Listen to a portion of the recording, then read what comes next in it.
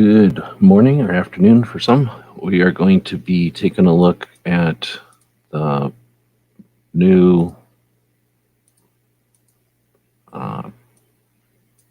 rules from the ATF.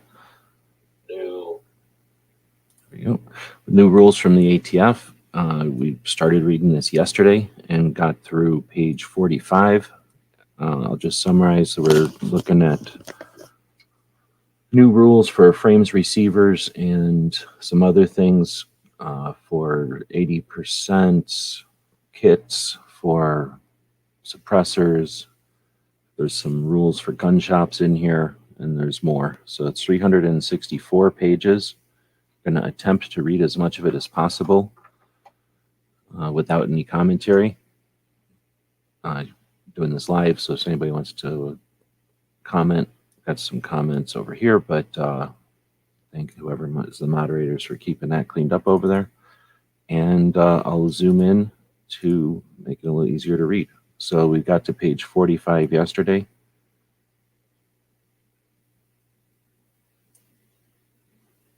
And we're scrolling down to page 45, which is still the preamble.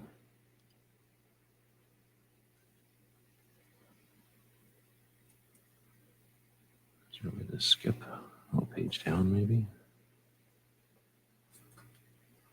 We do have a page down button. 44. All right. The comment proposed, this is the beginning of page 45, and skipping the last fraction of a paragraph there and just starting with the first full paragraph on page 45. The comment period proposed that licensed manufacturers and importers could continue to identify the additional information on firearms other than kits from the same design and configuration as they existed before the effective date of the final rule under the prior content rules, and any rules necessary to ensure such identification would have remained effective for that purpose. This proposed provision was intended to make the transition easier to reduce production costs incurred by licensees. Except for silencer parts transferred by manufacturers to other qualified manufacturers and dealers for completion or repair of devices, no change was proposed to the existing requirement that each part defined as a machine gun or silencer that is disposed of separately and not part of a complete weapon or device be marked with all required information, because individual machine gun conversion and silencer parts are firearms under the NFA that must be registered. However, for frames and receivers, an individual machine gun conversion or silencer parts is defined as firearms that are disposed of separately. The proposed rule allowed the model, designed, and designation and caliber or gauge to be omitted if it is unknown at the time that the part is identified. Next section is size and depth of these markings. The department did not propose changes to the existing requirements for the size and depth for markings, but for sake of clarity, proposed to consolidate them into a standalone paragraph. Next is the section 3, period of time to identify firearms. The department proposed to identify, if anybody's out there listening, just give me a heads up that it's working, because I don't have anybody out there with giving me any feedback yet. I'll just make sure my audio is working okay. The department proposed to identify at which point manufacturers would be required to place markings on firearms. The comment period proposed that complete weapons or complete muffler or silencer devices, as defined in the rule, would be allowed to be marked up to 7 days from completion of the active manufacturing process for the weapon or device, or prior to disposition, whichever is sooner, except for silencer parts produced by qualified manufacturer for transfer to other licensees to complete or repair silencer devices, parts defined as frame or receiver, machine gun, or firearm muffler or firearm silencer that are not component parts of a complete weapon or device, when disposed of, would be allowed to be marked up to 7 days following the date of completion of the active manufacturing process for the part, or prior to disposition, whichever is sooner.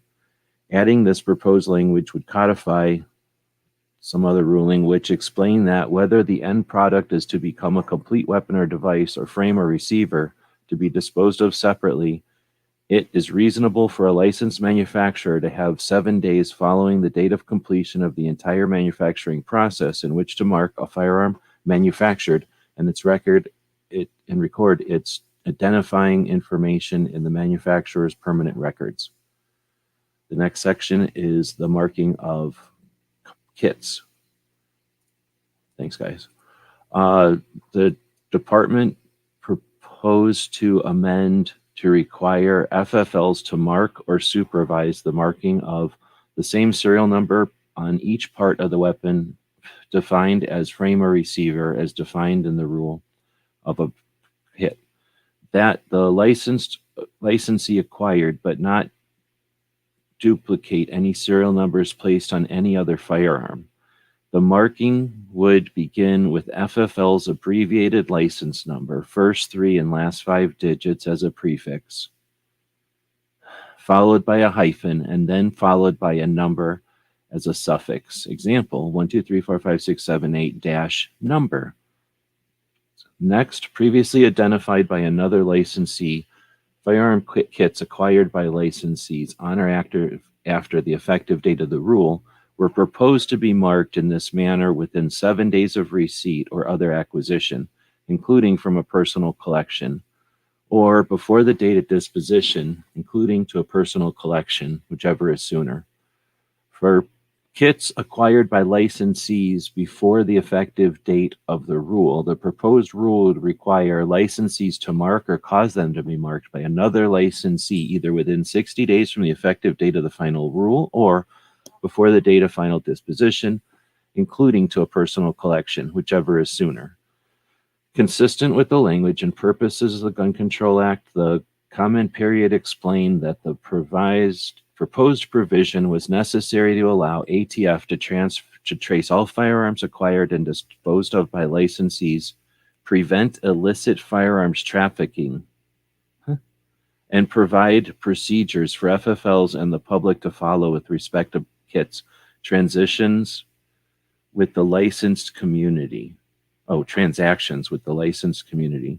The proposed rule further noted that this provision was crucial in the light of advances in technology that allowed unlicensed, including prohibited persons, easily and repeatedly to produce firearms at home from parts ordered online or by using 3D printers or personally owned, or leased equipment.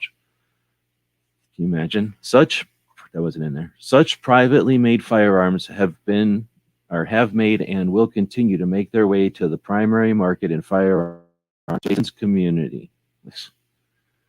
I'm trying to do this without comment. It's extremely difficult. I'm sorry.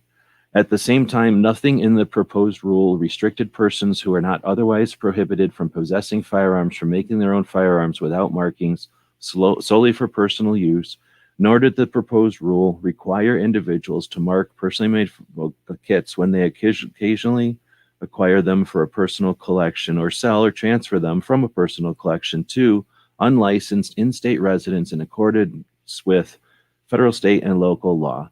Further, the comment period would not require FFLs to accept any kits or to mark any kits themselves or to provide services to place identification marks on kits. Licensees would be able to arrange for individuals who wish to transfer personally made kits to licensees to have them marked by another licensee, provided they are properly marked in accordance with the proposed rule. Are they just writing words because they have nothing else to do? I'm sorry, not trying not to comment. Meaning of marking terms. An additional addendum to this other one was proposed to clarify the meaning of the terms legible and legibly. Oh, great. To ensure that the identification marks use exclusively Roman letters and Arabic numerals or solely Arabic numerals and may include a hyphen.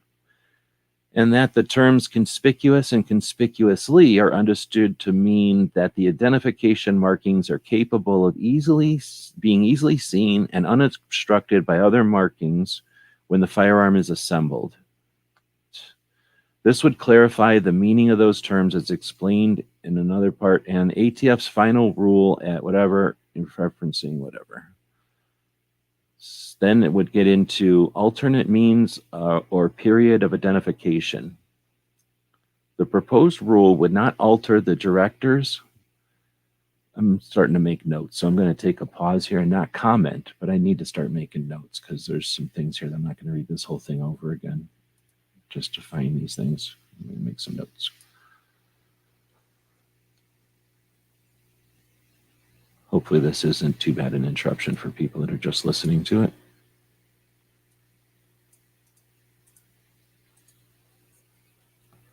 The proposed rule would not alter the director's existing ability to authorize other means of identification or a marking variance for any part defined as a firearm, including a machine gun or silencer, or the process for such a variance. Okay, destructive device period of identification. The proposed rule specified a 7-day grace period in which to mark all completed firearms, including destructive devices similar to other firearms, and would have allowed ATF to grant a variance from this period. There were no proposed changes to the marking requirements for destructive devices. Okay. Adoption of identifying markings. Number 8. The department proposed allowing licensed manufacturers and importers to adopt an existing serial number, caliber, gauge, model, or other markings already identified on a firearm, provided they legibly and conspicuously place or cause to be placed on each part and city, okay, either the FFL's name abbreviation and city and state abbreviation where they maintain their place of business or their name or abbreviation and their abbreviated FFL number, followed by the existing serial number as a suffix to ensure traceability of the firearm.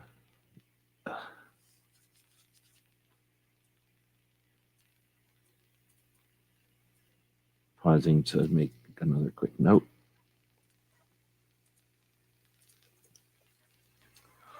This language was proposed to supersede ATF ruling whatever as it applied to licensed manufacturers and importers. The proposal was aimed at avoiding multiple markings on firearms that could be confusing to law enforcement and alleviate concerns of some manufacturers and importers regarding serial number duplication when firearms are remanufactured or imported. Taking a moment to make another note. The next section is called Firearms, Muffler, or Silencer Parts Transferred Between Qualified Licensees. Licensed and qualified firearms, I'm just going to always say silencer because I refuse to keep saying muffler. Licensed and qualified firearm silencer manufacturers routinely transfer small internal silencer components to each other to produce complete devices. Licensees qualified under the NFA routinely do the same thing when repairing existing devices. Because of the difficulties and expense of marking and registering small individual components used to commercially manufacture a complete silencer device with little public safety benefit. The comment period proposed to allow qualified manufacturers to transfer parts defined as a firearm silencer to other qualified manufacturers without immediately identifying or registering them.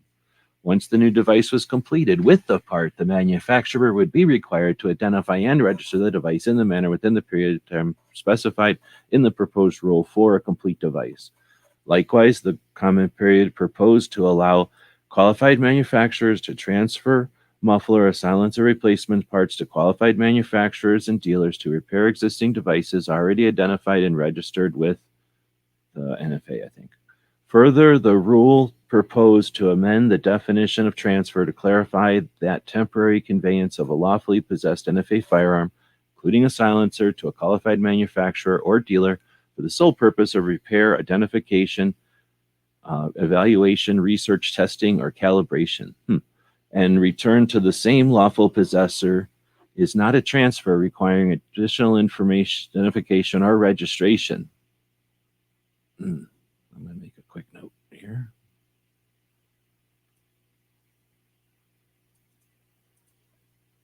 Hopefully these notes won't be too cryptic for me in the future, but I'm not going to read this whole thing twice.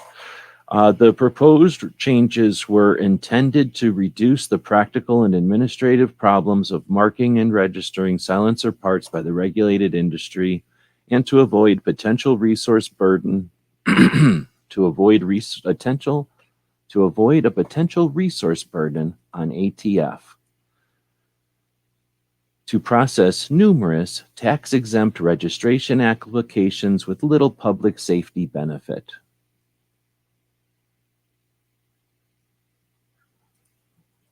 I have to make a couple of quick more notes because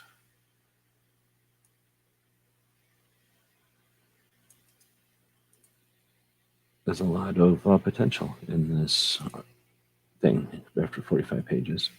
We're on page 51, by the way. Number 10, voluntary classification of firearms and armor-piercing ammunition.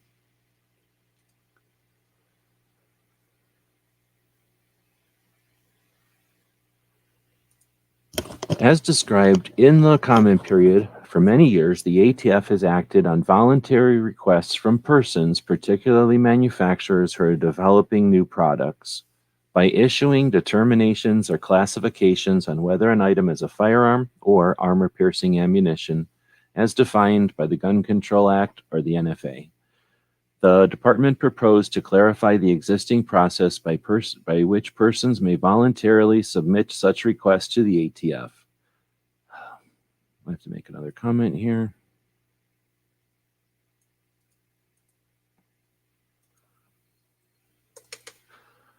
The comment period proposed that requests be submitted in writing or on an ATF form executed under the penalties of perjury with a complete and accurate description of the item, the name and address of the manufacturer or importer thereof, and a sample of such item for examination, along with any instructions, guides, templates, jigs, equipment, tools, or marketing research that are made available to the purchaser or recipient of the item.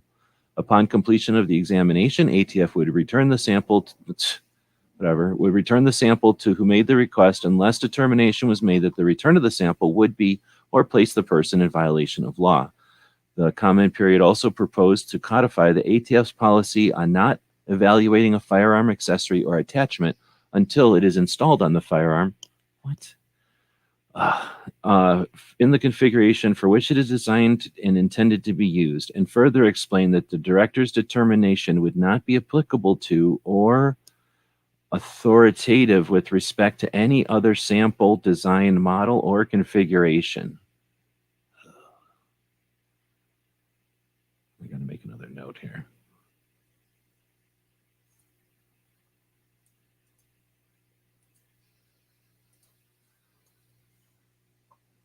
Okay. The next section is record keeping. I'm pretty sure we're still in the preamble. It's page 52. Acquisition and disposition records. The department proposed minor amendments to the thing pertaining to the acquisition and disposition records maintained by importers, manufacturers, and dealers. Due to the possibility that a firearm may have more than one frame or receiver as defined in the proposed rule and the changes to making regulations, the rule proposed to make certain words plural. Manufacturers, importers, and serial numbers. In the record-keeping regulations for formatting of FFL records as applicable. Oh my goodness. These proposed changes were considered necessary to ensure that the FFL's record record more than one manufacturer, importer, or serial number if applicable when acquiring or disposing of firearms with multiple components marked as the frame or receiver, or firearms that may have been manufactured or reimported by another licensee. This is consistent with prior ATF guidance to the firearms industry. man, I don't even know how to make these notes. This is heinous. That was heinous what I just read. The rule also proposed to amend another one to require licensed importers and manufacturers to consolidate their records of importation, manufacture, or other acquisition, and their sale or other disposition in a format containing the applicable column specified in a table under the regulation. These changes were proposed to supersede some other crap. The comment period proposed to make minor clarifying changes to the format of the column titles required on the A&D record. The proposed change was to make clear that both the name and licensee number, not the address of the licensee from whom firearms are received and to whom they are disposed, are recorded properly in the A&D record. The rule also proposed minor changes to make clear that in the event the licensee was a duplicate entry with the same firearm and acquisition information, whether to close out an old record book or for any other reason, the licensee must record a reference to the date and location of the subsequent entry to document the disposition.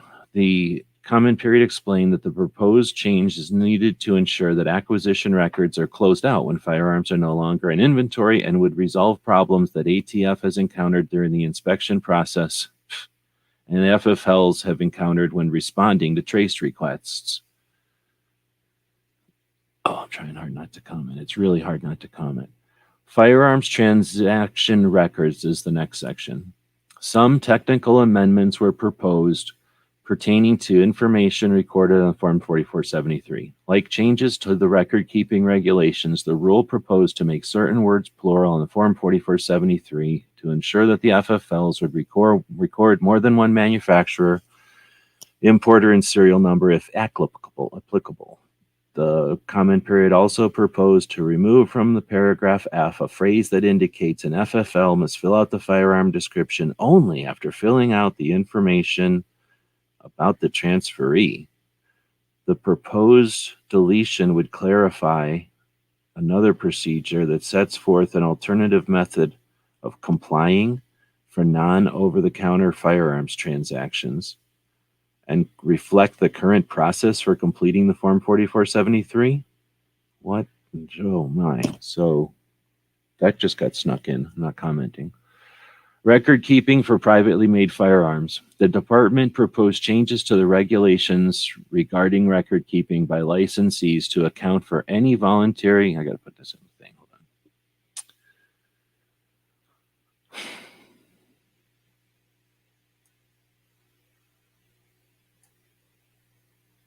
Removed a paragraph. I'm just making another note. This is a little, these are razor blade cuts. Nobody even thinks about the blood that's going to drain from some of these razor blade cuts. I'm going to try to not comment. The next section is record keeping for firearms kits, privately made firearms. That's the polite term for ghost guns, by the way. The department proposed, like if you're a lawmaker and you own a ghost gun, it's a privately made firearm. You people own ghost guns. I'm not commenting. The department proposed changes to the regulations regarding record keeping by licensees to account for any voluntary receipts or other acquisitions, including from a personal collection of firearms kits, and corresponding dispositions, including to a personal collection. If a kit were received or otherwise acquired by a licensee or disposed of or imported or the proposed rule required the abbreviation to PMF to be recorded as the manufacturer in the appropriate column, as well as the serial number beginning with the abbreviated FFL number in the serial number column. The rule proposed requiring licensees to first record the PMF as an acquisition in the licensee's A&D records upon receipt from the private owner, whether or not the licensee kept the thing overnight. Once marked, the licensee would update the acquisition entry with the identifying information in the rec and record its return as a disposition to the private owner. Next is 4, Nfa Forms update. The department proposed minor technical amendments to a bunch of crap pertaining to the application to make NFA Form 1, the application to transfer NFA Form 4. Oh, I see. I'm reading too much, trying to separate the boilerplate from the garbage to the real stuff. It's just saying they're making a bunch of stuff plural in the forms, in the different NFA forms. And I don't know what part of that was comments and which part of that was real words. It's all really hard to read. Next is importation forms update. The department proposed minor technical amendments to a bunch of places pertaining to the importation of firearms. Like other record-keeping changes, the technical amendments were proposed to ensure that more than one name, manufacturer, country, importer, or serial number, if applicable, would be recorded when completing firearms forms. But, oh my goodness, I'm trying not to comment. Record retention is J, is the next one. Given advancements in electronic scanning and storage technology, ATF's acceptance of electronic record keeping, the reduced costs of storing firearms transaction records, and the increased durability and longevity of firearms. I'm trying to read this without comment. And the public safety benefits of ensuring that records of active licensees are available for tracing purposes. The department proposed to amend this one thing to require FFLs to retain all records until licensed or activity is discontinued, either on paper or in electronic format approved by the director at the business or collection premises readily acceptable for inspection. Also, a proposed amendment would allow all FFLs, including manufacturers and importers, to store paper records and other forms older than 20 years at a separate warehouse, which would be considered part of the business premises for this purpose and subject to inspection. These amendments would reverse a 1985 rulemaking allowing non-manufacturer importer FFLs to destroy their records after 20 years. Allowing. Isn't that nice of them? I'm not commenting, though. The next section is 4, analysis of comments and department responses for the proposed rule. So it starts in the response to the comment period. ATF received 290,031 comments. Submissions came from individuals, including foreign nationals, lawyers, government officials, and various interest groups. Of the comments reviewed, there were nearly 114,400 comments that expressed support for the rule. Of those, over 68,000 were submitted by individuals as form letters. Identical text that is often supplied by organizations or found online and recommended to be submitted to the agency as a comment. There were nearly 170,550 comments opposed to the rule. That's us. Of which over 88,000 of those were submitted as form letters. That's the people that used Gun Owners of America's form letter. For over 1,500 comments, the commenters' positions could not be determined. So 1,500 people said FU ATF. The commenters' grounds for support and opposition, along with specifics, concerns, and suggestions, are discussed below. First one, issues raised in support of the rule. Thousands of commenters broadly expressed support for the comment period. Let's go back and look. There was 114,000 of them. 68,000 of them were form letters, so approximately 50,000. 50,000 commenters broadly expressed support for the comment period. Over 3,000 comments simply expressed support, stating stopped ghost guns.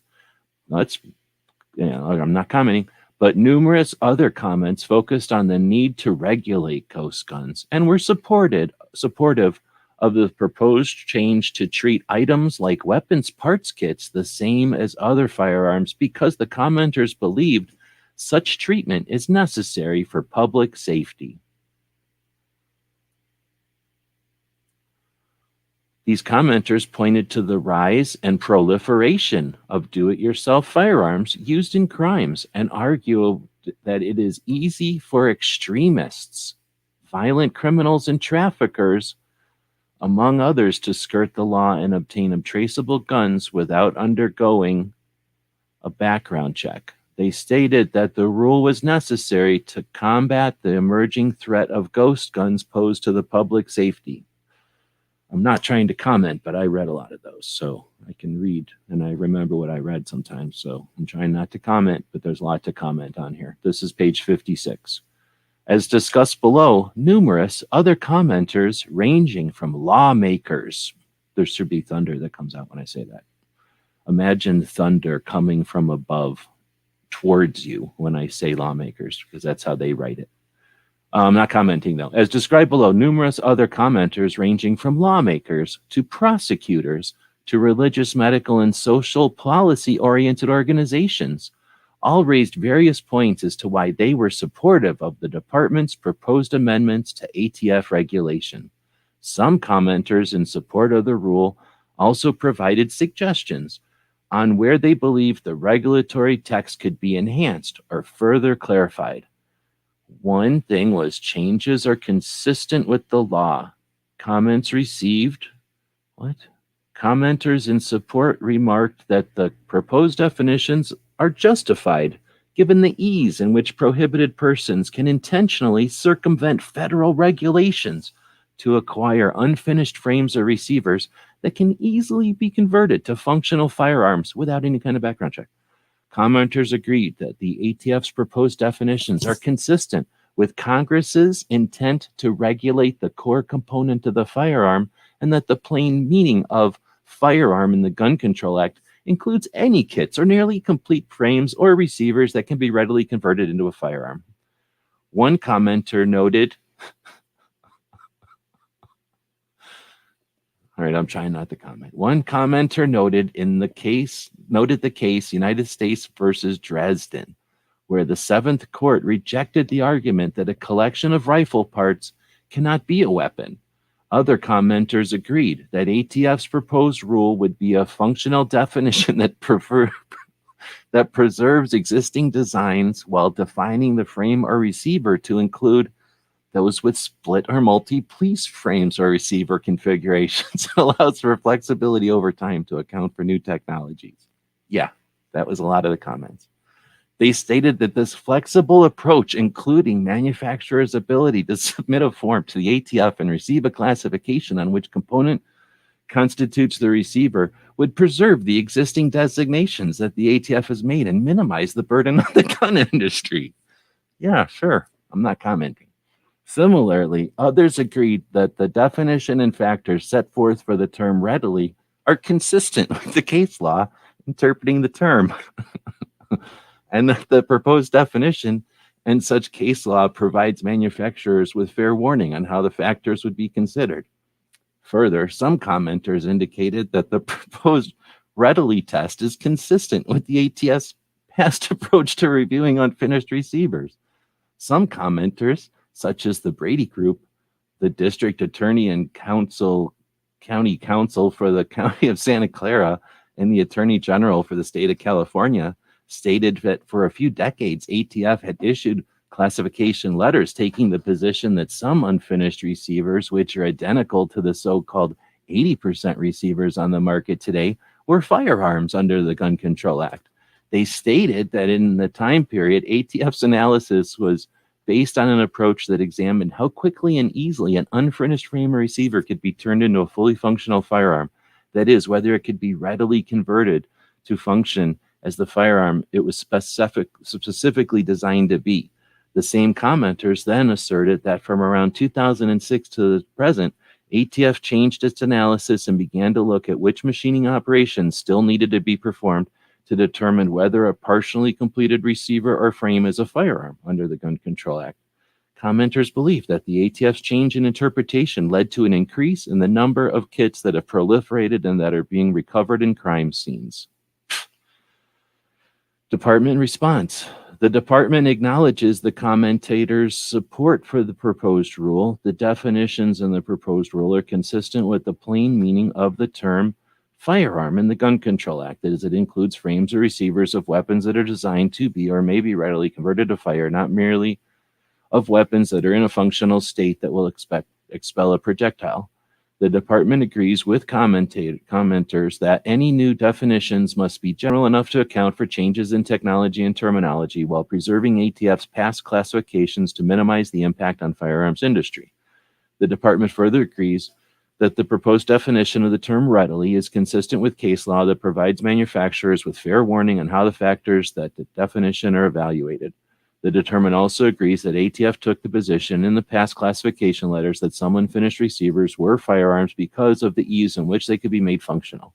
However, ATF disagrees with the commenters who stated that ATF changed its position from 2006 to the present concerning partially complete frames or receivers when it determined that specific machining operations had to be performed with respect to certain partially complete frames or receivers. Rather than a new or different test, how quickly and easily an item could be made functional is largely determined by which machining operations still need to be performed. ATF has maintained and continues to maintain that a partially complete frame or receiver alone is not a frame or receiver. It still requires performance of certain machining operations. Because the fire control cavity from an AR-15 blank or indexing for that operation, because it may not be readily completed to house or hold the applicable fire control components, when a frame or receiver blank is indexed or dimple, it indicates the location for drilling or milling the holes or cavities necessary to install the fire components necessary to initiate, complete, or continue the firing cycle. However, this rule recognizes that the aggregation of a template or jig with a partially complete frame or receiver can serve the same purpose as indexing, making an item that is clearly identifiable as a partially complete frame or receiver into a functional one efficiently, quickly, and readily. Prior to this rule, ATF did not examine templates, jigs, or other items and materials in determining whether partially complete frames or receivers were under the Gun Control Act. For this reason, ATF issued some classifications concerning that certain partially complete frames or receivers were not frames or receivers as assigned outside this rule. Thus, any classification requests for partially complete disassembled and non-functional items or parts kits that were previously submitted to ATF, particularly those submitted without their associated templates, jigs, molds, instructions, equipment, or marketing materials, are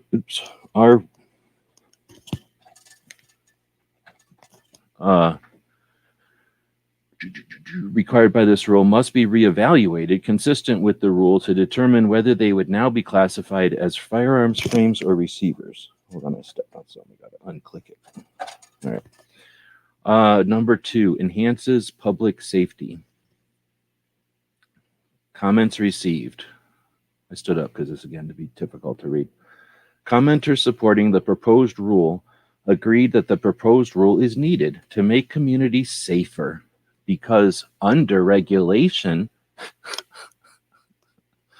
has made the rise of so-called ghost guns the fastest growing public safety threat in the country. All right, I got to write this down. Hold on. I mean, oh my God, I'm trying not to make comments. Some commenters emphasize that women who are victims of domestic abuse are severely affected by the rapid proliferation of unserialized firearms that can easily be acquired without a background check by convicted domestic violence offenders or those subject to a domestic violence restraining order. Healthcare and physicians organizations which have called gun violence a public health epidemic, urged issuance of the proposed rule as a necessary step to reduce or prevent firearms-related injuries and death. Various commenters,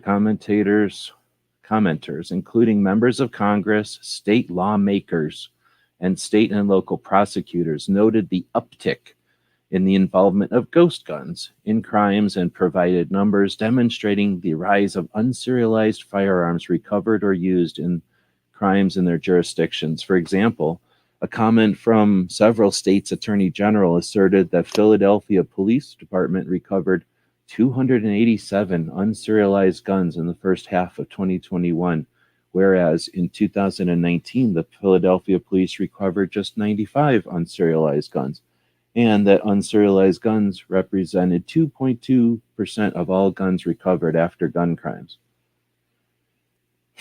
Similarly, a comment from the Gun Violence Task Force of the New York County Lawyers Association asserted that in 2020, law enforcement in New York recovered 220 ghost guns compared to 72 in 2019 and 38 in 2018.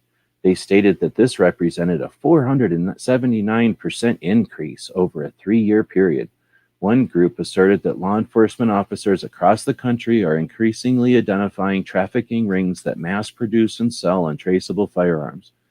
These commenters stated that it's important to take proactive steps right now, given that technology continues to rapidly evolve and makes it likely that these weapons will become easier and cheaper to manufacture privately, especially for criminals intending to skirt the law. The department response: the department acknowledges that the rule will enhance public safety by helping to ensure that more firearms may be traced by law enforcement to solve crime and arrest the perpetrators.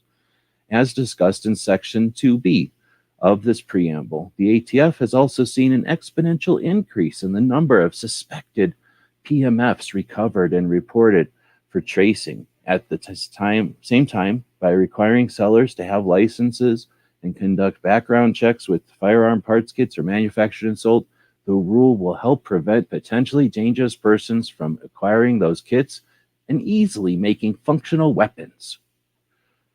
Prevents companies from exploiting loopholes. Now we're getting into a loophole. Comments received. Many commenters in support of the proposed rule argued it was necessary to regulate so-called ghost guns because they believe that the primary reason people acquire them is for illicit purposes and that companies are exploiting existing loopholes in federal regulations. Other commenters indicated that companies making and advertising DIY kits intentionally target prohibited purchasers or other dangerous parties by emphasizing the untraceable nature of their products. Oh, these companies, the commenters pointed out, frequently use the absence of a serial number and the ability to purchase the gun without a background check as selling points.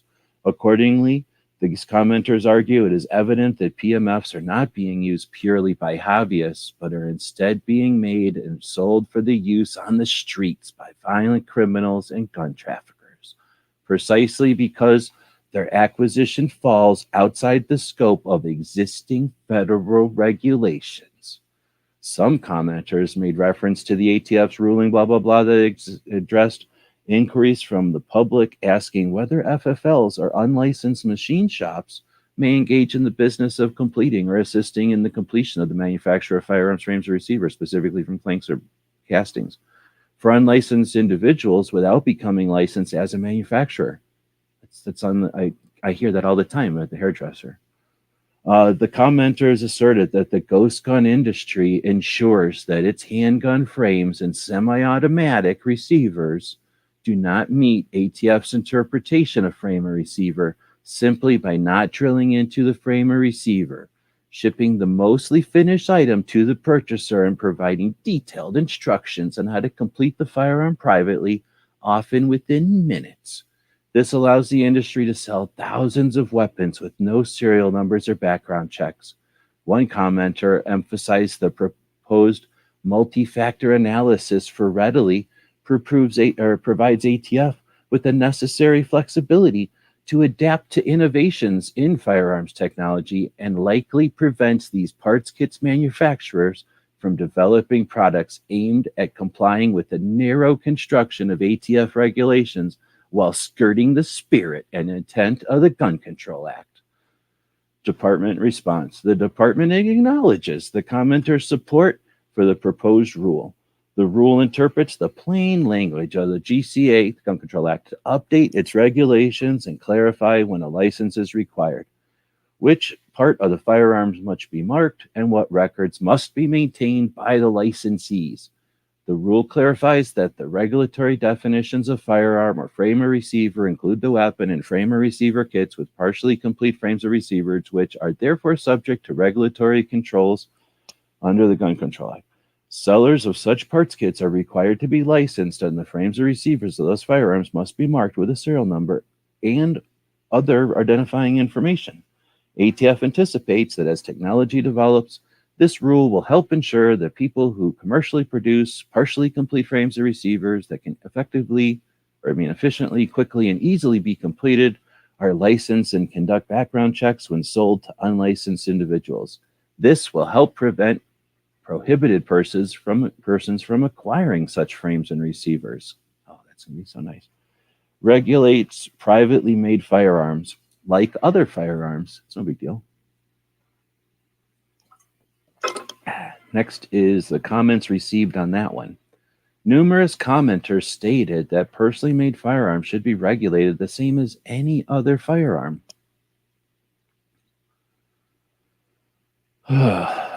To ensure that manufacturers of weapon parts kits are licensed, adhere to record-keeping requirements, and perform background checks on the purchasers of their products.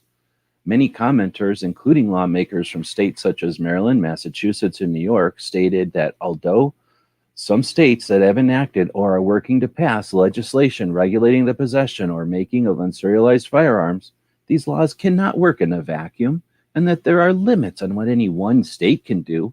Less restrictive gun laws in neighboring states, they argued, undermine the states with tighter regulations. Unserialized firearms and unfinished frames and receivers will continue to flow into their communities. Federal regulation, they argued, is therefore needed to close the loophole. Otherwise, law enforcement and state efforts to prevent gun violence and enforce their own laws will be severely undermined. For example, the County of Santa Clara, blah, blah, blah, district attorney wrote that the lack of adequate serialization and record keeping of kits has made it difficult for law enforcement to apprehend individuals involved in ongoing criminal activity or firearms traffickers who supply criminals with weapons. Oh my goodness. Similarly, any other prosecutors' organization stated that prosecutors rely on gun markings to generate leads and identify patterns, and the lack of serial numbers on kits undermines prosecutors' ability to effectively investigate and prosecute gun crime. Those gun crimes. Lastly, some commenters stated that ATF should reject the inaccurate claims that the comment period would make criminals out of law-abiding gun owners, stating that the rule would not reach or restrict private individuals legally allowed to possess a firearm who previously purchased nearly complete frames of receivers or ghost gun kits. Those individuals, they argued, would no more be exposed to criminal liability than they are currently. They concluded that the comment period would cut off the supply of ghost guns to traffickers and prohibited persons at its source and would not burden law-abiding, good faith actors.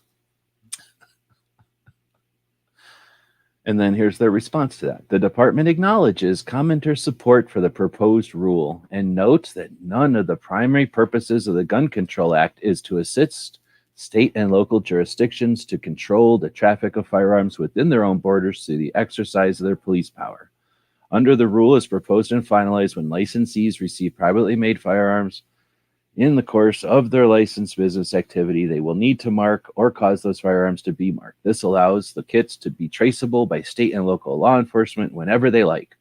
The commercially produced firearms are introduced into the regulated marketplace. At the same time, neither the Gun Control Act nor the proposed or final rule prohibits unlicensed individuals from marking non-NFA firearms they make for their personal use or when they occasionally acquire them from a personal collection, or sell or transfer them from a personal collection to unlicensed in-state residents consistent with federal and state local laws. There are also no record-keeping requirements imposed by the Gun Control Act or the proposed final rule upon unlicensed persons who make their own firearms, but only licensees who choose to take kits into inventory. In sum, this rule does not impose any new requirements on law-abiding gun owners. Number 5, suggested changes to the text. Some commenters in support of the rule offered several suggestions on the text of the final rule, while others asked that the ATF take certain information into consideration. Notably, the combined comment submitted by 22 state attorneys general in support of the proposed definition offered 7 suggestions for the final rule. The commenter suggestions are addressed in the following paragraphs. The first one is a definition of a firearm and weapons parts kit. Some commenters urged ATF to clarify the relationship between a weapons parts kit and a partially complete frame or receiver. Although the proposed rule includes a weapons parts kit within the definition of a firearm and separately defines a partially complete disassembled or inoperable frame or receiver, the commenter stated that a partially complete frame is often sold as a part of a weapons kit. Therefore, commenters suggested that ATF clarify whether a parts kit must include a partially complete frame or receiver in order to satisfy the definition of firearm. Other commenters asked ATF to consider how to effectively regulate domestic distribution of computer-aided manufacturing and computer-aided design files and other software and technology used to produce firearms. They explained that these types of files are just like weapons kits and can be used to readily assemble a working firearm. There you go. Commenters suggested that the Department of Commerce currently regulates only the international distribution or export of CAD/CAM files for the production of firearms, where such files are ready for insertion into a computerly numerically controlled machine tool, additive manufacturing equipment, or other equipment that makes use of the files to produce a firearm frame or receiver or a complete firearm. They suggested that there are opportunities for ATF to work alone or with other departments such as Commerce to address the lack of regulation of the domestic distribution of CAD files and other software and technology used to produce firearms. The department's response: the department agrees with the commentators that the comment period supplement entitled partially complete disassembled or inoperable frames receiver should make clear that it includes a frame or receiver parts kit with a partially complete disassembled or non-functional replacing inoperable in the final rule to describe the item more accurately, frame or receiver. This final rule incorporates that addition. However, a weapons parts kit need not have a partially complete frame or receiver as defined by this rule to satisfy the definition of a firearm. For example, a weapons parts kit that contains pieces of a multi-piece frame or receiver as defined in this may still meet the definition of firearm under this stupid rule. Try not to comment. Page 68. Designated or may be readily completed, assembled, restored, or otherwise converted to expel the projectile of the action of an explosive. Regarding computer files, this rule as proposed and finalized does not regulate the domestic distribution of files, computer files. This rule implements the Gun Control Act, which does not regulate the information used to manufacture firearms. However, it would violate federal law to aid and abet or conspire with others to manufacture firearms without a license, which could include someone providing specially designed computer instructions for machines such as CNCs or 3D printers, knowing that the purchaser engaged in the business of producing firearms for sale without a license. General definition of a frame or receiver. Comments received. So this is the second section that these attorneys generals had a problem with. Comments or frame or receiver. Some commenters in support of the proposed rule were concerned with the language when a complete receiver is assembled. The general definition of frame or receiver, which was proposed to be defined, sound like the whole house blew over. Frame or receiver, which was proposed to be defined in part as a part of a firearm that, when complete weapon is assembled, is visible from the exterior and provides housing or a structure designed to hold one or more fire control components. Emphasis added. The commenter stated that the italicized language makes it the definition susceptible to being read to say that part of the weapon is also that the part of the weapon that is the frame or receiver only becomes so when the complete weapon is assembled. To avoid that possible misreading, the commenter suggested the sentence should indicate it is part of a complete weapon that is visible from the exterior when the complete weapon is assembled and provides housing designed to hold one of the following. Additionally, commenters also suggested the proposed definition of frame or receiver, which refers to a part of a firearm, be changed to a part of a complete weapon, given that under both the Gun Control Act and regulatory definition of firearm could be just the frame or receiver of a weapon. I had to cough there.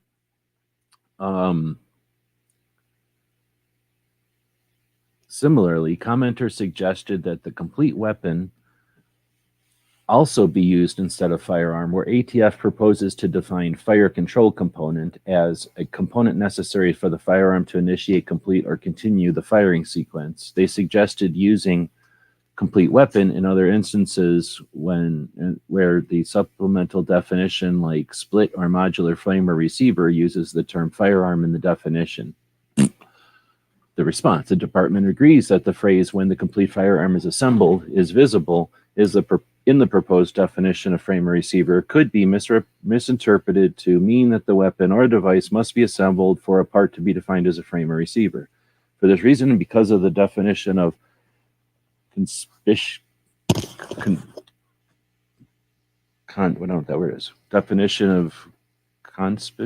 whatever in the marketing requirements, I can't say it, makes clear that the markings must be capable of being easily seen with the naked eye. Conspicuous. I can't think of it.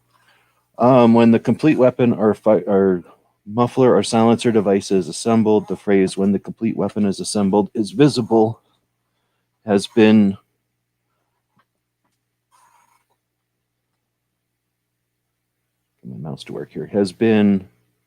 removed from the definition of frame or receiver in the final rule because it is unnecessary. Regarding the suggestion to substitute complete weapon for firearm, the department does not believe that the change is necessary because the final rule now makes clear the terms under frame or receiver will be defined in relation to the type of weapon, not to firearms generally. Supplement. The next one is supplement. Split or modular frame or receiver. Comments received. Some commenters indicated that it appears an item may qualify under the supplement entitled split or modular frame or receiver only if the director makes that determination based on certain factors. The commenter suggested that the definition would be enhanced if it also provided a standard that may be generally used to determine whether something is split or modular frame or receiver, as well as additional factors that may inform on how that standard is applied. In this way, the regulations would define a split or modular frame or receiver much as the proposed rule suggests defining readily. The commenters recommended inserting each of these parts shall be a frame or receiver unless before the director may determine, and then changing may determine to determines. Commenters also suggested making clear that the courts and the public, in addition to the director, may rely on the identified factors to determine whether something is partially complete, disassembled, or inoperable frame or receiver. For that definition.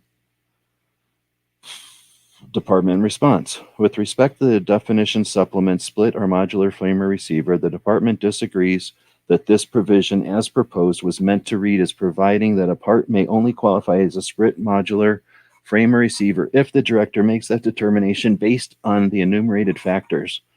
This supplement was intended to inform the licensed industry and the public that if there is no more than one part of a firearm falling within the proposed definition of frame or receiver, i.e.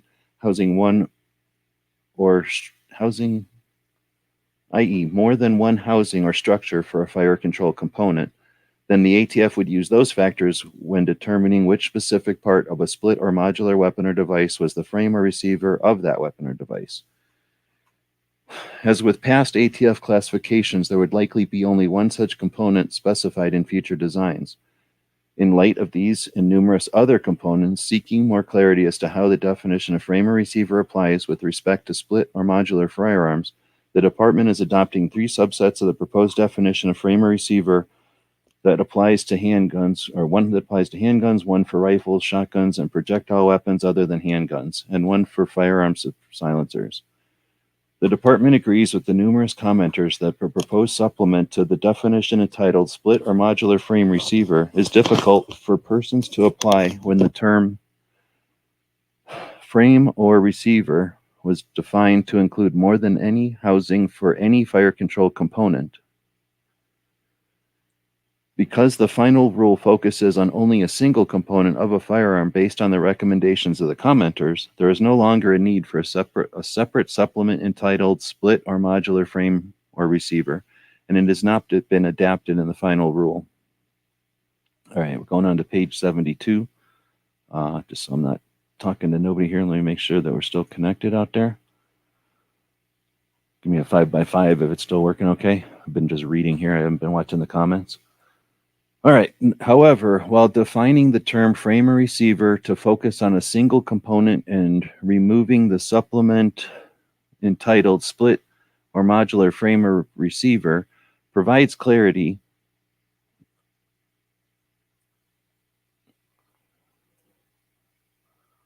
Right on. Thanks.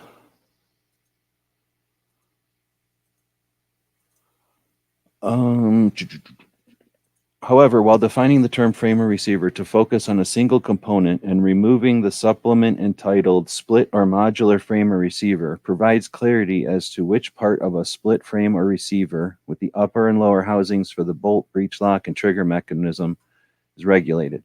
It does not provide clarity with respect to the multi-piece frames or receivers that are designated to be or designed to be disassembled into multiple modular subparts, more than one of which may house or provide a structure for the applicable fire control components specified in this rule, left and right halves of a frame or receiver. While these types of frames or receivers are relatively uncommon, ATF has seen an increase in multi-piece designs of frames or receivers. To address these new designs, the term multi-piece frame or receiver has been added to the final rule to mean a frame or receiver that may be disassembled into modular or multiple modular subparts.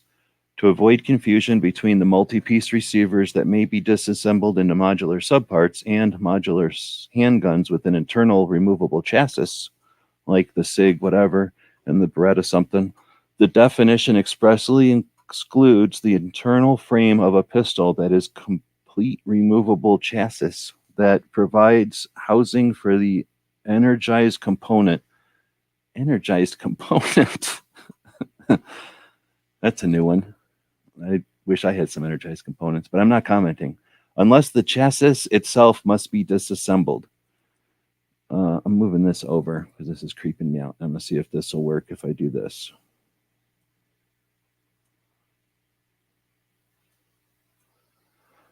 All right, and then if I can go back up here to say page width, I guess it already did. All right, so this rule, let me see if this will work too. Oh yeah, there we go.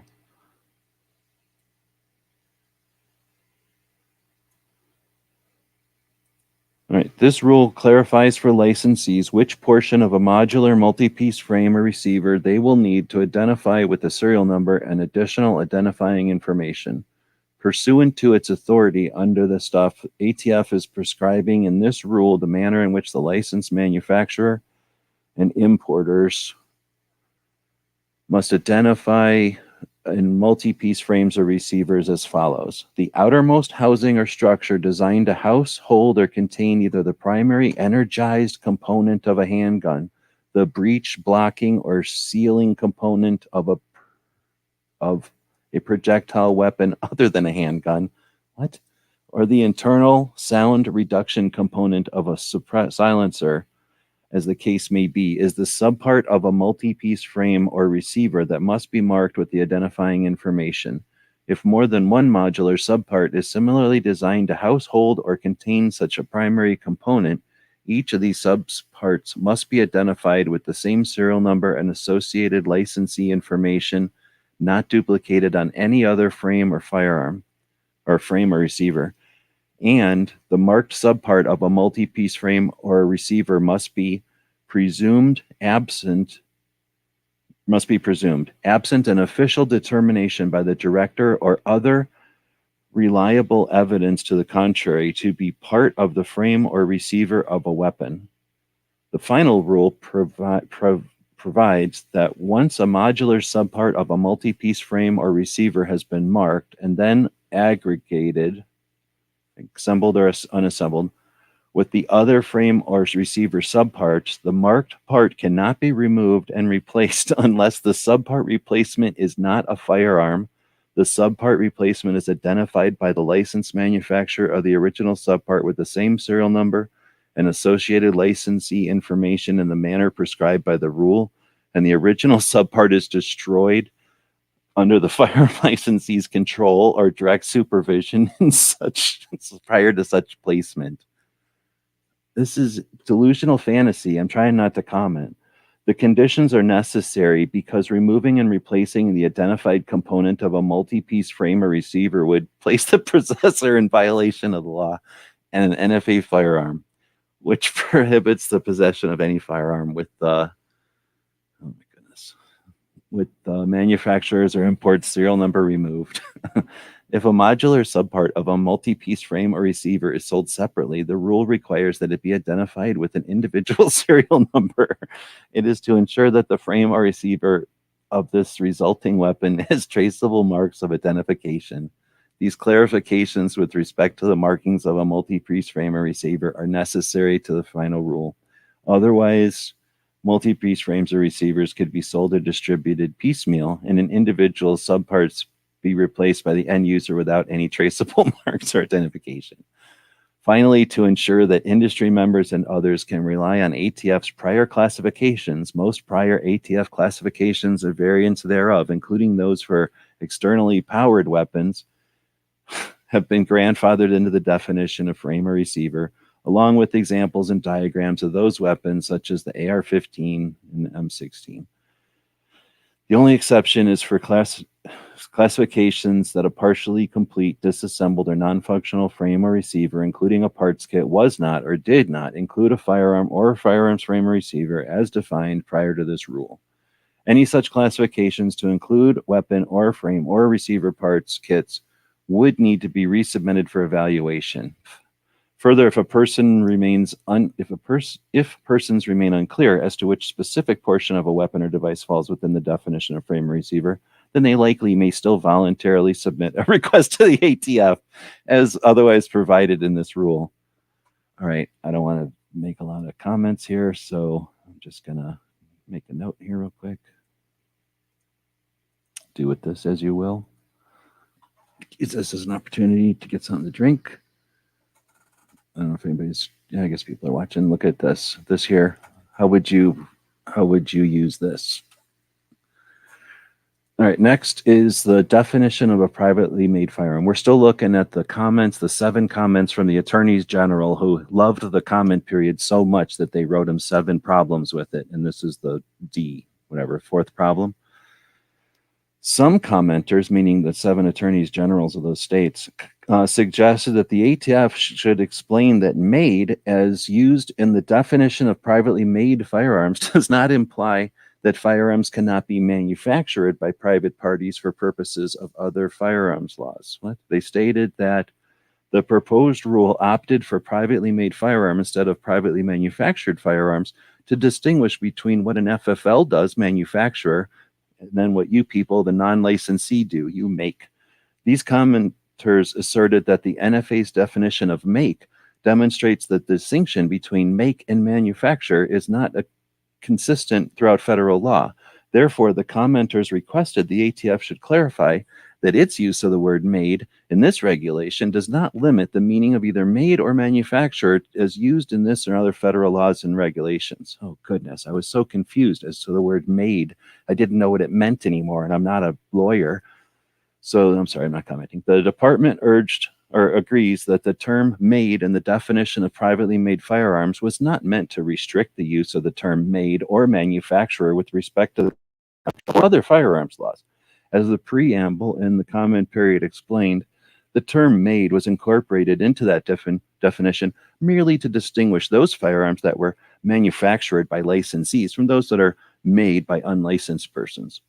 The term make and the various derivatives of the word shall include manufacturing other than by one qualified to engage in such business under this chapter, putting together, altering, or a combination of these, or otherwise producing a firearm. This rule is not intended to limit the meaning of made or manufacturer in the Gun Control Act or any other federal law, or with respect to state or local firearms laws. Marketing or marking of privately made firearms. Some supportive commenters, suggested that the final rule should clarify that any identifying marks must be placed on the metal insert of an otherwise undetectable kit and not on any polymer or on non-metal part or component to ensure the marks are not worn away during normal use. The commenters believe this is what the preamble suggested, although the text of the proposed regulations did not say so explicitly. The California Department of Justice stated that the ATF should consider extending the kit serialization requirement to owners as well as firearms licensees so as to foreclose the possibility that any kits will remain untraceable. This commenter stated that the ATF could require owners of the kits to register those weapons after a reasonable time frame, such as 60 days after the effective date of the regulation, which would ensure that all the kits out there are safely tracked by law enforcement. Oh my goodness, wouldn't that be amazing? The department agrees that the final rule should make clear that one of the acceptable methods of marking a PMF or commercially produced firearm is to permanently embed a serialized metallic plate into the polymer or other non-metal material. The final rule adds that this is an acceptable example in addition to recognizing any other method approved by the director. This can be accomplished by casting, molding, or another manufacturing method such as 3D overprinting. Ooh. The department, however, disagrees that serialization should be limited to a particular method. The current regulations and this rule already require that identification marks be placed in a manner not susceptible of being readily obliterated, altered, or removed. While the commenters raised the point that the serial number with the federal firearms licensee's abbreviated license number prefix would normally be placed on a metal insert to meet this requirement, the department believes that other permanent methods of hardened materials for marking may be developed in the future as technology progresses. The rule only requires that firearms be as detectable as the security exemplar that contains 3.7 ounces of material type 17 pH stainless steel. Whatever that means, some kind of qualification metal. This detectable material is likely to be a metal, but it could be another substance. So as long as the identification marks cannot be readily removed, obliterated, or altered, no additional marking requirement is necessary. However, if the serial number or other markings may be readily removed, obliterated, or altered when placed using a particular method or material, then the licensee cannot adopt that serialization process to meet the identification requirements. In response to the comment that the rule should extend the serialization requirement for kits to include individual owners, unlike the NFA and the Gun Control Act, does not impose a marking or record-keeping requirement on unlicensed persons who are not engaged in a business or activity requiring a license. Nonetheless, under the rule, state and local jurisdictions are free to enact their own requirements and restrictions on kits, provided they do not directly and positively conflict with federal law. Oh, isn't that nice of them to allow the states and locals to add their own more restrictive infringements? Let me just make a quick note of that real quick without commenting.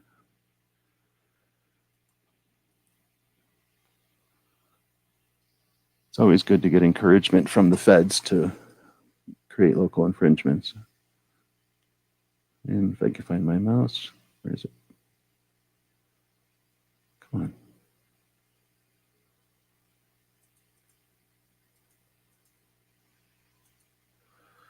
All right, next. I think this is the last of the 7 issues from the 7 states' attorneys generals. Marking of a firearm, muffler, or silencer. At least one commenter welcomed the change under which silencers would only need to be marked on the designated frame or receiver of a silencer, and that minor components of silencers would not be engraved or registered when transferred between SOTs for repair. This provision, the commenter stated approvingly, conforms policy to long-standing practice. The department acknowledges commenter support for the proposal not to require firearm suppressors parts other than the frame or receiver to be marked or registered when transferred between qualifying SOTs for repair. This rule finalizes the proposal with the minor clarifying changes. The department notes that this change would not adversely impact public safety because the frame or receiver of the complete firearm suppressor devices being repaired are registered with the ATF or whatever, the Nfa, and recorded as a disposition whenever an actual device is transferred. Ugh. I guess there's another one. Firearms designated and configured before the effective date of the rule. The group Everytown for Gun Safety Support Fund stated that ATF needs to make clear that its prior classifications of nearly complete frames and receivers are no longer valid, and some sellers of these items display these classification letters on their website to promote their products. The commenter said that this clarification was necessary to ensure that these sellers do not continue to exploit outdated letters as legal cover for selling firearms illegally. The department agrees with this comment. Certain prior ATF classifications of a partially complete, disassembled, or non-functional frame or receiver will not be grandfathered upon its issuance of this final rule. In the past, ATF encountered situations in which incomplete frames or receivers were sent to ATF for classifications without any of the parts, like jigs or templates or materials. They're sold with the item kit. ATF then issued a classification as an unfinished item or kit was not a frame without the benefit of considering such parts as jigs or templates or information. In addition, not grandfathering these particular classifications, this rule finalizes the proposed process that any person seeking a voluntary classification must submit any associated templates, jigs, molds, equipment, or tools that are made available by the seller or distributor of the kit or item. If the purchaser or recipient of the item or kit and any of the instructions, guides, or marketing materials, if they will be made available by the seller or distributor with the item or the kit, this is to ensure that the proper classification can be made under the new definitions. The ATF will reconsider those firearm classifications and any prior classifications of such items which need to be submitted if the requester wants a voluntary determination. It's still not done. Record-keeping requirements. The city of Oakland, California, which expressed support for the proposed rule, stated that their support is based on the comment period taking into account the racially inequitable impact of gun violence and over-policing. The city had several suggestions for the final rule to better account for the potential racial collateral consequences of the proposed rule and help Black and Brown communities disproportionately harmed by gun violence to respond to gun kits already in their community. These suggestions included the following. ATF should collect, retain, and study the information collected through the 4473, which they stated should include demographic information. ATF should provide clear guidance for local law enforcement on how to collect data on ghost guns, including data that can be disaggregated by race, and ensure that the implementing the rule does not lead to over-policing of Black and Brown communities. ATF should work with the Executive Office for U.S. Attorneys and other department partners on how to ensure that Black and Brown persons are not disproportionately charged with firearms-related offenses in federal prosecutions. ATF should include an explicit non-discrimination clause with respect to enforcement of the rule. And fifth, ATF should include model programs and best practices for how communities can respond to and mitigate the harm posed by ghost guns and gun violence, like Oakland ceasefire.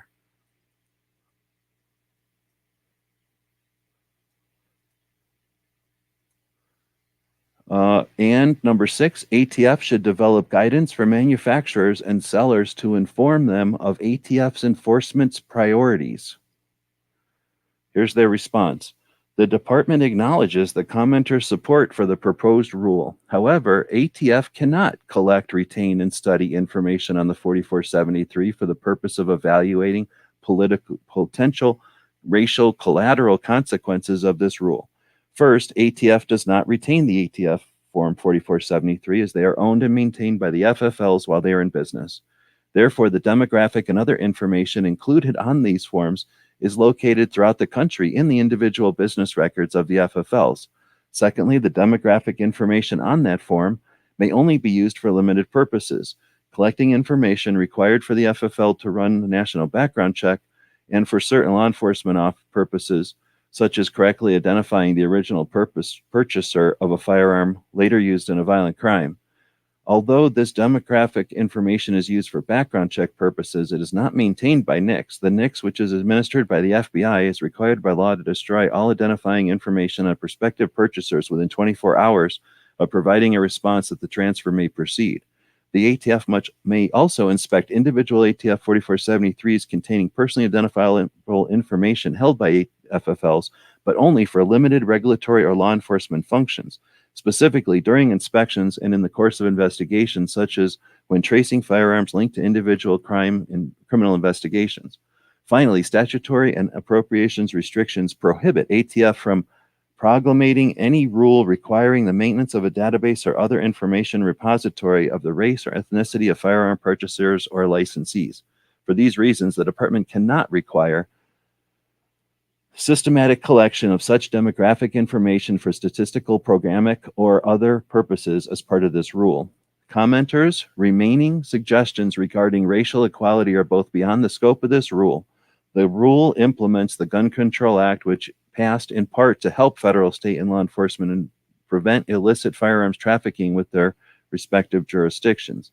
Specifically, this rule is intended in part to address the proliferation of unserialized ghost guns, which are increasingly being recovered at crime scenes. And law enforcement's difficulty in tracing them when recovered. The rule accomplishes this objective by clarifying the serialization and record-keeping requirements that preserve ATF's ability to trace firearms for federal, state, and local international enforcement whenever firearms violence may occur. There should also be thunder when that gets said. All right, next up is B, issues raised in opposition to the rule. Thousands of this is our section. Thousands of commenters broadly expressed opposition to the comment period, with numerous form letters submitted. Over 7,000 commenters simply opposed without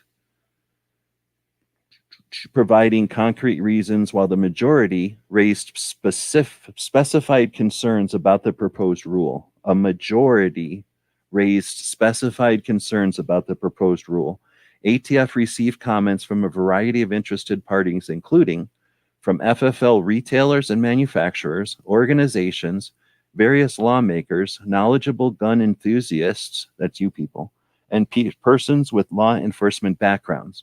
As discussed below, numerous other commentators raised various concerns about the department's proposed amendments to ATF regulations. These included constitutional and statutory authority concerns, issues with the clarity and effect of the proposed definitions, and changes to record keeping and marking requirements, and concerns about the public safety goals the department is promulgating in this rule. Promulgating. I don't know what that dang word is. All right, I got to get something to drink or I'm going to pass out. So we're going to take a quick break and y'all can just take a quick break.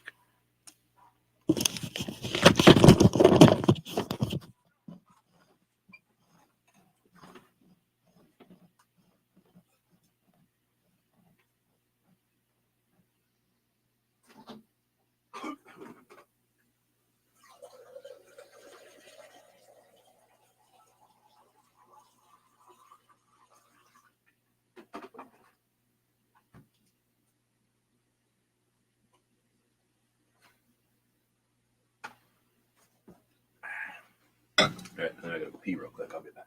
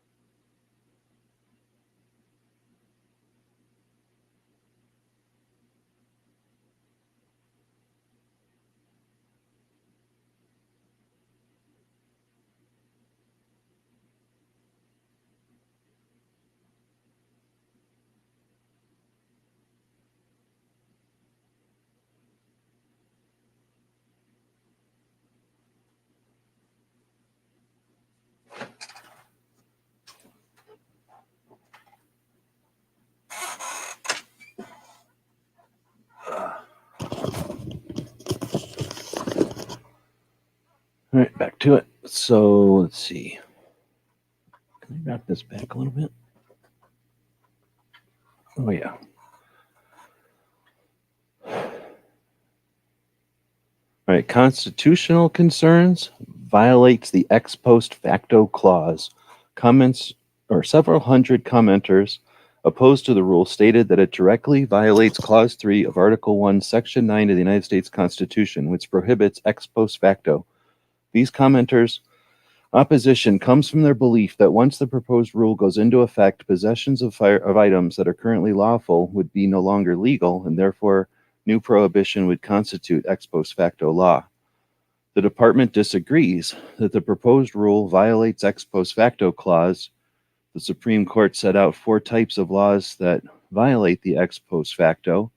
First, every law that makes an action done before the passing of a law, which was innocent when done, criminal, and passes such action. 2, every law that aggravates a crime or makes it greater than it was when committed. Third, every law that changes the punishment and inflicts a greater punishment than the law annexed to the crime when committed. Fourth, every law that alters the legal rules of evidence and receives less or different testimony than the law required at the time of the commission of the offense in order to convict the offender.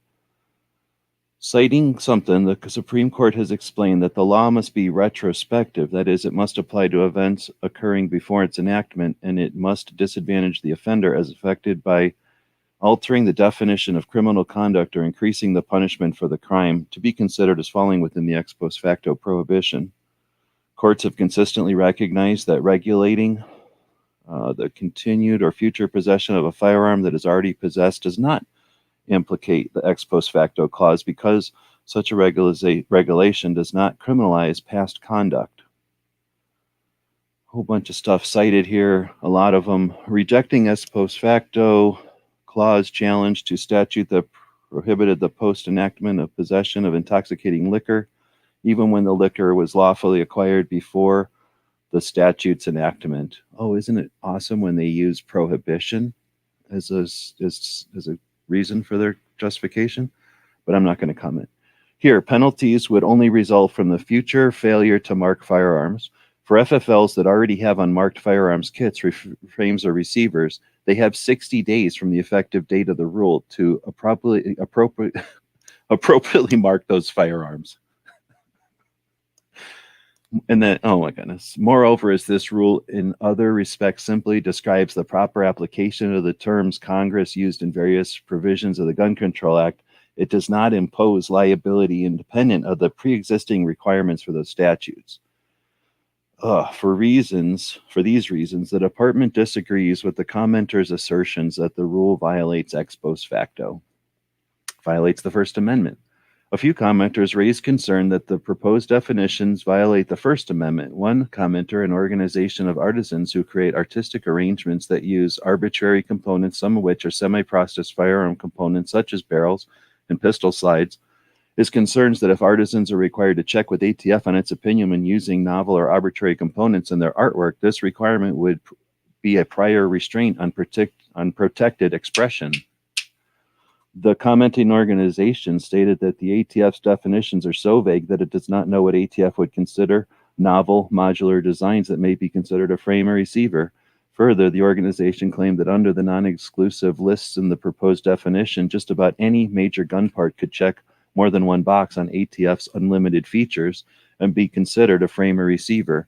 As such, the organization argued that the vague, open-ended definitions in the comment period would chill an artisan with one specific desire, not to use any gun part which could be considered a firearm, and thus require the employee of an FFL from engaging in First Amendment protected expression. Other commenters stated that the comment period also raises First Amendment concerns because the director would be able to determine when a component has become a firearm based on a company's instructions and how a company markets a product. The department agrees with the commenters who asserted that the proposed definition was potentially confusing, but disagrees with the commenters' First Amendment objections. First, the department recognizes that the definition as proposed would have made it more difficult for artisans and others to determine whether they would be acquiring a frame or receiver subject to regulation. For this reason, and because the department agrees with the commenters that the definition of firearm is best read to mean the single part of a weapon or device that is the frame or receiver, this rule adopts subsets of the proposed definition, or frame or receiver, so that the licenses and the public can make this determination without the ATF classification. The department has accordingly established new distinct definitions for frames with respect to handguns, receivers with respect to rifles and shotguns and projectile weapons other than handguns, oh my God, and frames for receivers for firearms, mufflers, or silencers. Oh my goodness, I'm trying not to comment. The department, however, does not agree with commenters that the rule would violate the First Amendment rights of artisans. The Supreme Court has held the First Amendment is not implicated in the enforcement of regulation of general application, not targeted in any expressive activity. First Amendment scrutiny has no relevance to the statute directed at non-expressive activity and applies only where it was conduct with significant expressive element that drew the legal remedy in the first place. I don't know what that's supposed to mean.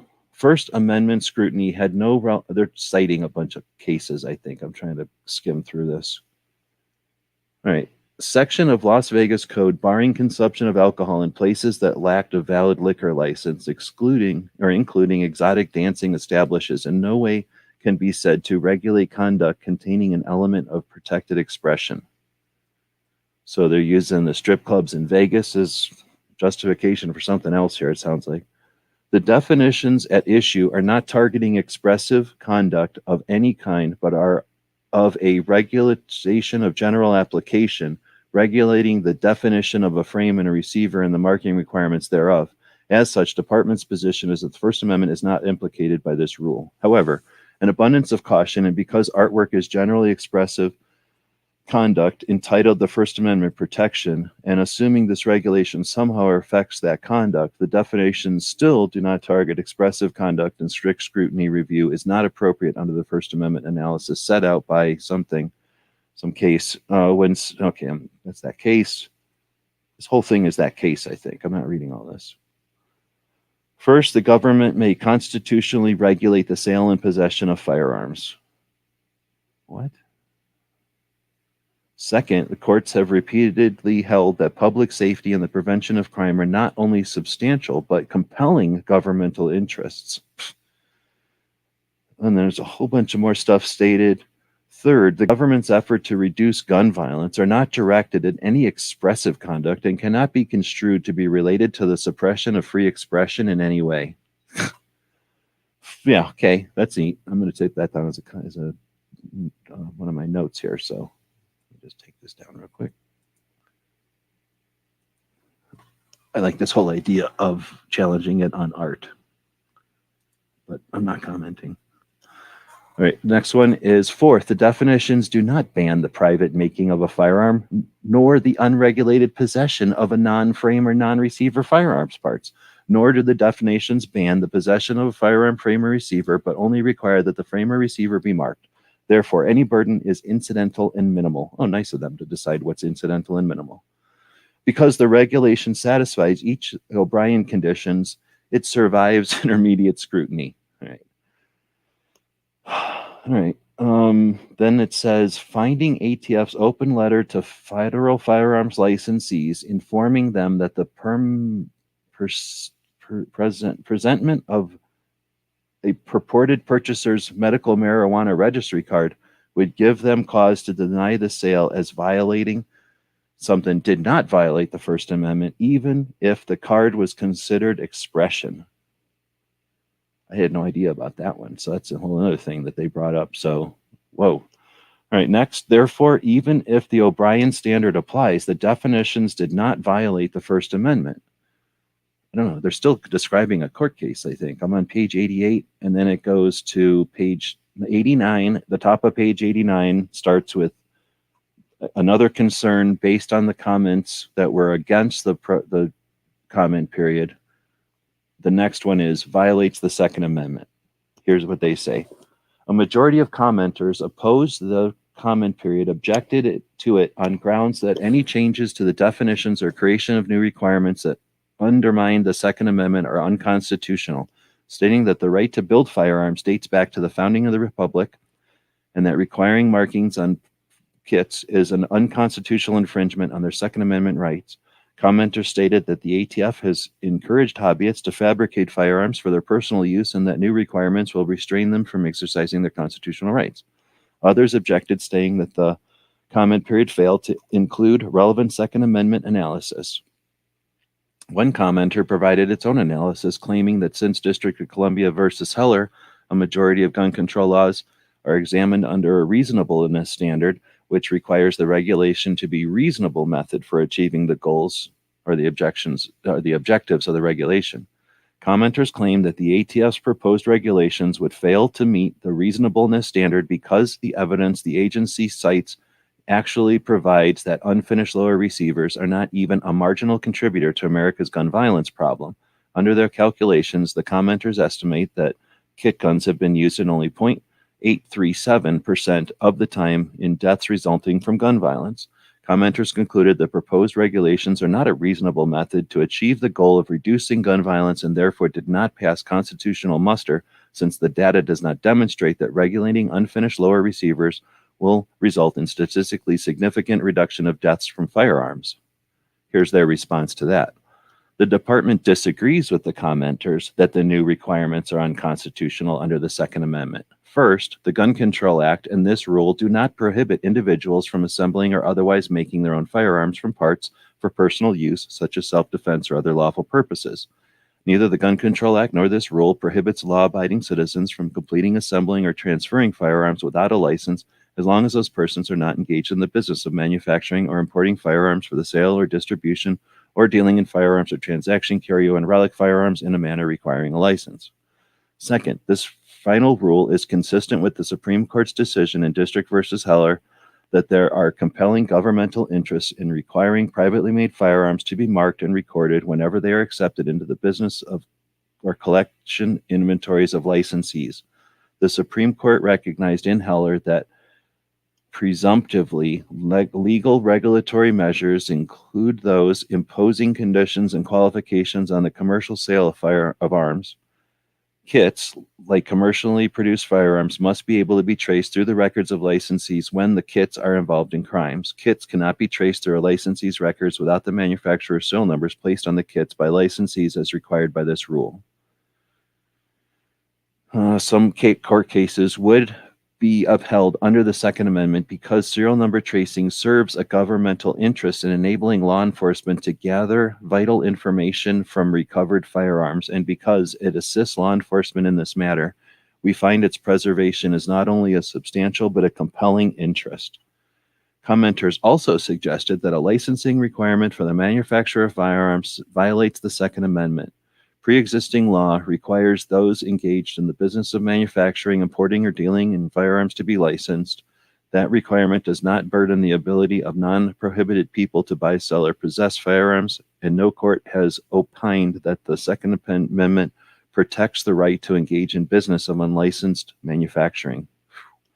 Heller did not touch in any way on the individual's rights to manufacture or create those arms. They cite Defense Distributed versus the United States in 2015, finding pre-publication approval for software data files, project files, coding, and the model for producing 3D printed firearms was a burden that fell well short of that generally issued at Second Amendment cases. As stated above, the regulation does not ban the private making of a firearm. In rejecting a Second Amendment challenge to the analogous requirement to be licensed as dealers in firearms, the Fourth Circuit found the licensing requirement covers only the commercial sale of firearms. It affects only those who regularly sell firearms. It explicitly excludes the vast majority of non-commercial sales. So that's crazy. They're using like non-FFL sales as a justification for why this law can exist, and you know they're going to use this to justify why universal background check should exist. So I'm not commenting, but don't be duped by that right there. The same findings apply to persons regularly manufacturing firearms, like Section 922A of the Gun Control Act. The regulation imposes a mere condition of qualification. Though framed as a prohibition against unlicensed firearm commerce, the law is in fact a requirement that those who engage in the business of firearms obtain a license. It's not a prohibition, it's just a license. And this is a licensing requirement, is a crucial part of the federal regulatory schema. Prohibiting transfers between unlicensed individuals in different states does not operate to completely prohibit, or anyone else for that matter, from selling or buying firearms. Instead, it merely imposes conditions and qualifications on the commercial sales of firearms. They're citing a bunch of different court cases. Okay, so next is in some ways similar to the regulation, but in other ways more far-reaching. A San Diego City ordinance prohibits the possession, purchase, sale, receipt, and transportation of non-serialized firearms and unfinished frames or receivers. A lawsuit that was brought challenging the ordinance as imposing a blanket prohibition on Second Amendment right to self-manufacture all firearms in common use for self-defense. The district disagreed, finding the ordinance neither strips persons of access to any serialized California-compliant firearm, nor does it prevent persons from assembling any class of California-compliant firearm using pre-serialized frames or receivers. The court found that assuming the ordinance regulations protected the Second Amendment, it does not severely burden Second Amendment protected comment, but merely regulates it.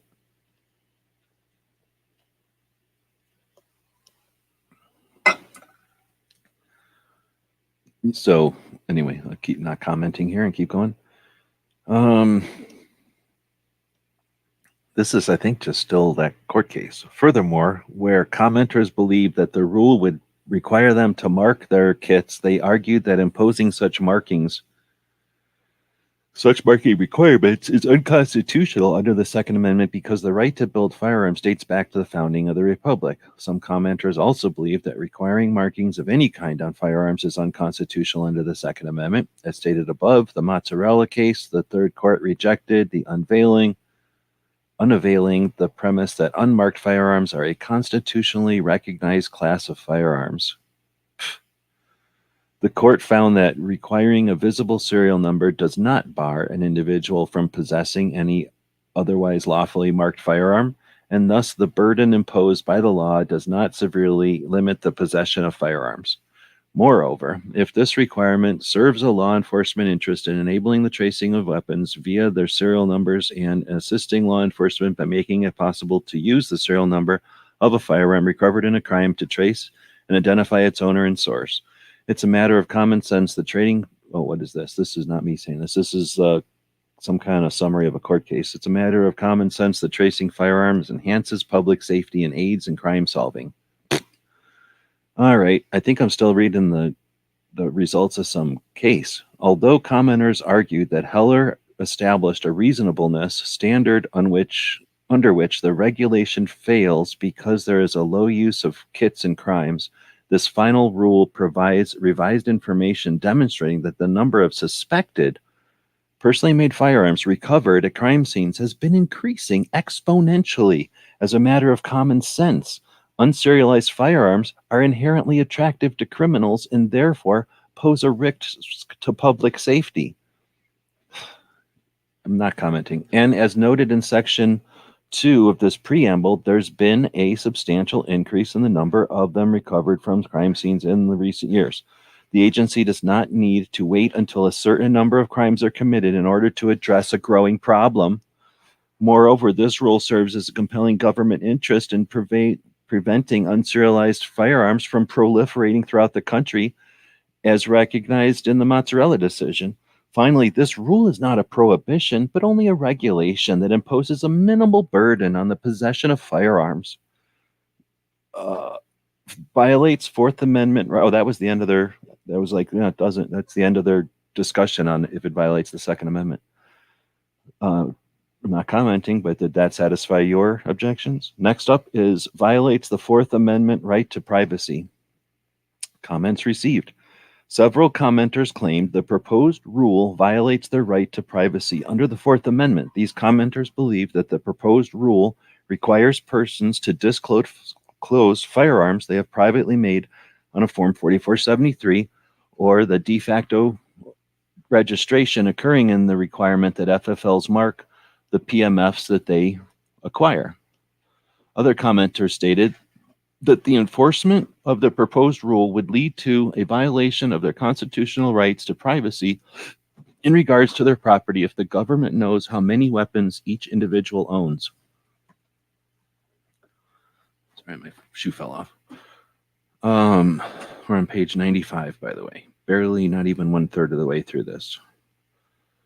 The commenters are not correct in their belief that the rule requires persons to disclose firearms they have made on a 4473. Under the proposed and final rule, there are no record-keeping or marking requirements for personal non-NFA firearms that are privately made.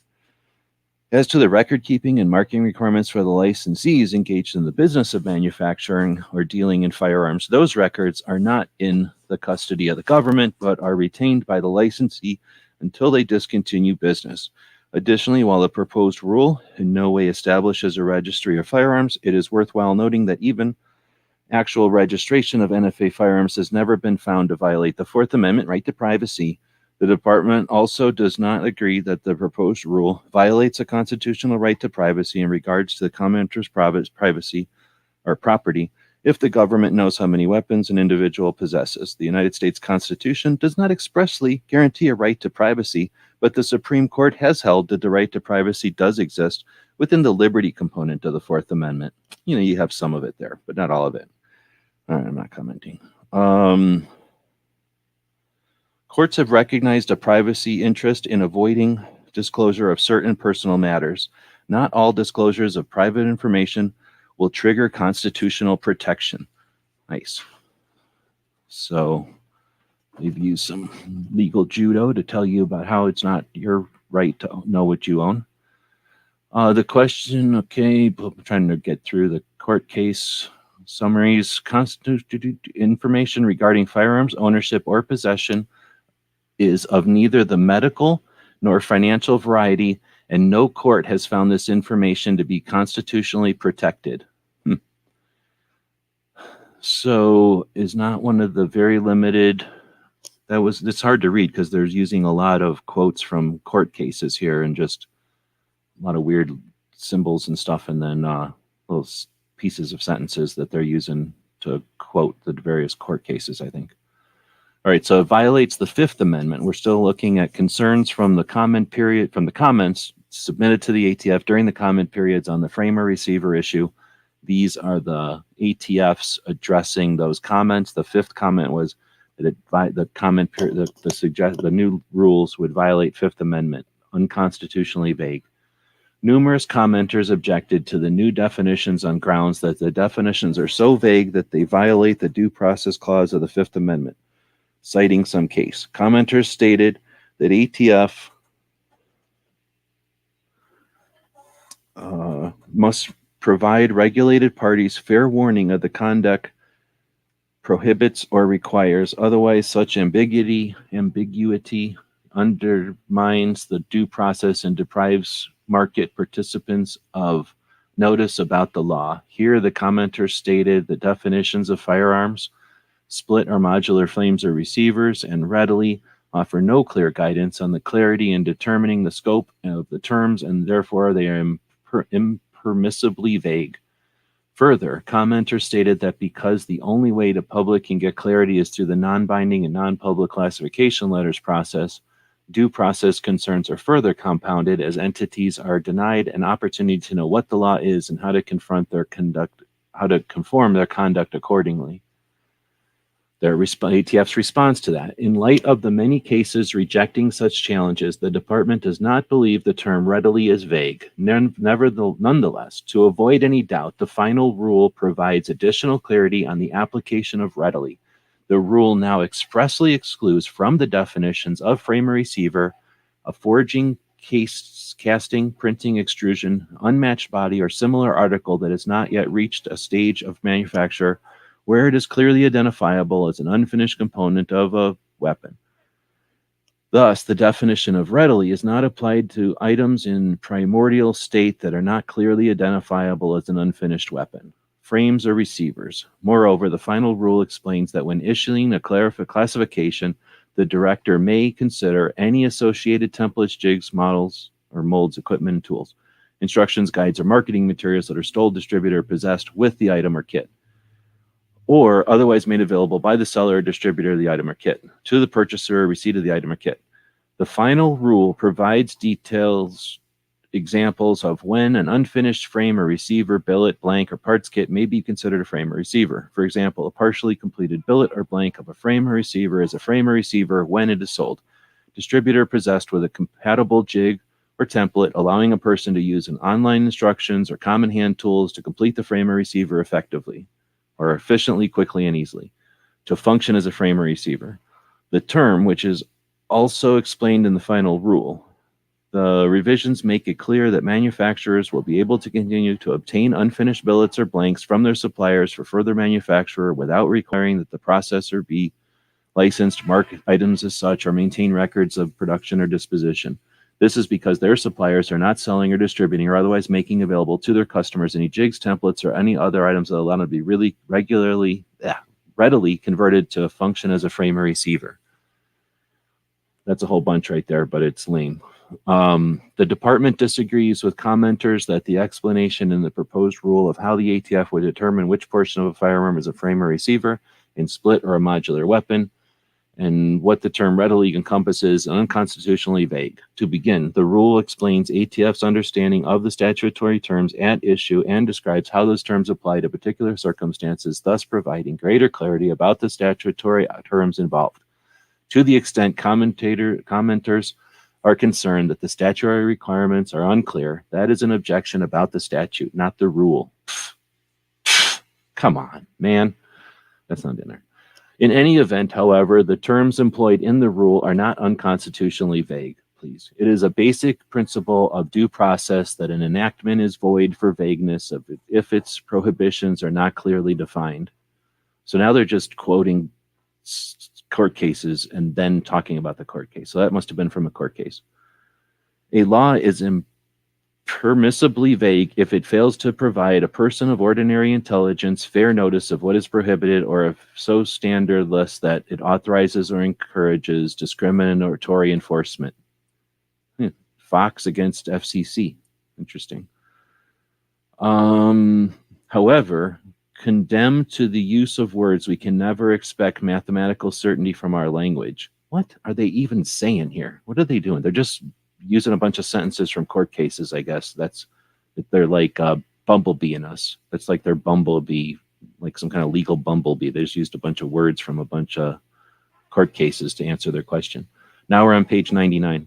Commenters objected to the term readily as vague. The term readily is defined in the rule to explain when a partially complete, disassembled, or non-functional frame or receiver is considered a frame or receiver under the rule, when a weapon, including a weapons parts kit, is considered a firearm under another rule, and when such frames or receivers are considered destroyed. These terms are easily understood to mean that if there is a weapon parts kits that may be readily completed, assembled, restored, or otherwise converted to a functional state, the parts kit itself is a firearm. Likewise, it is easy to understand that if there is a partially complete, disassembled, or non-functional frame or receiver that may be readily completed, assembled, or restored, or otherwise converted to a functional state, that housing or structure is itself a firearm. No specialized knowledge is needed to understand how the term readily is to be applied. Oh my God. I'm trying not to comment, but this is just heinous.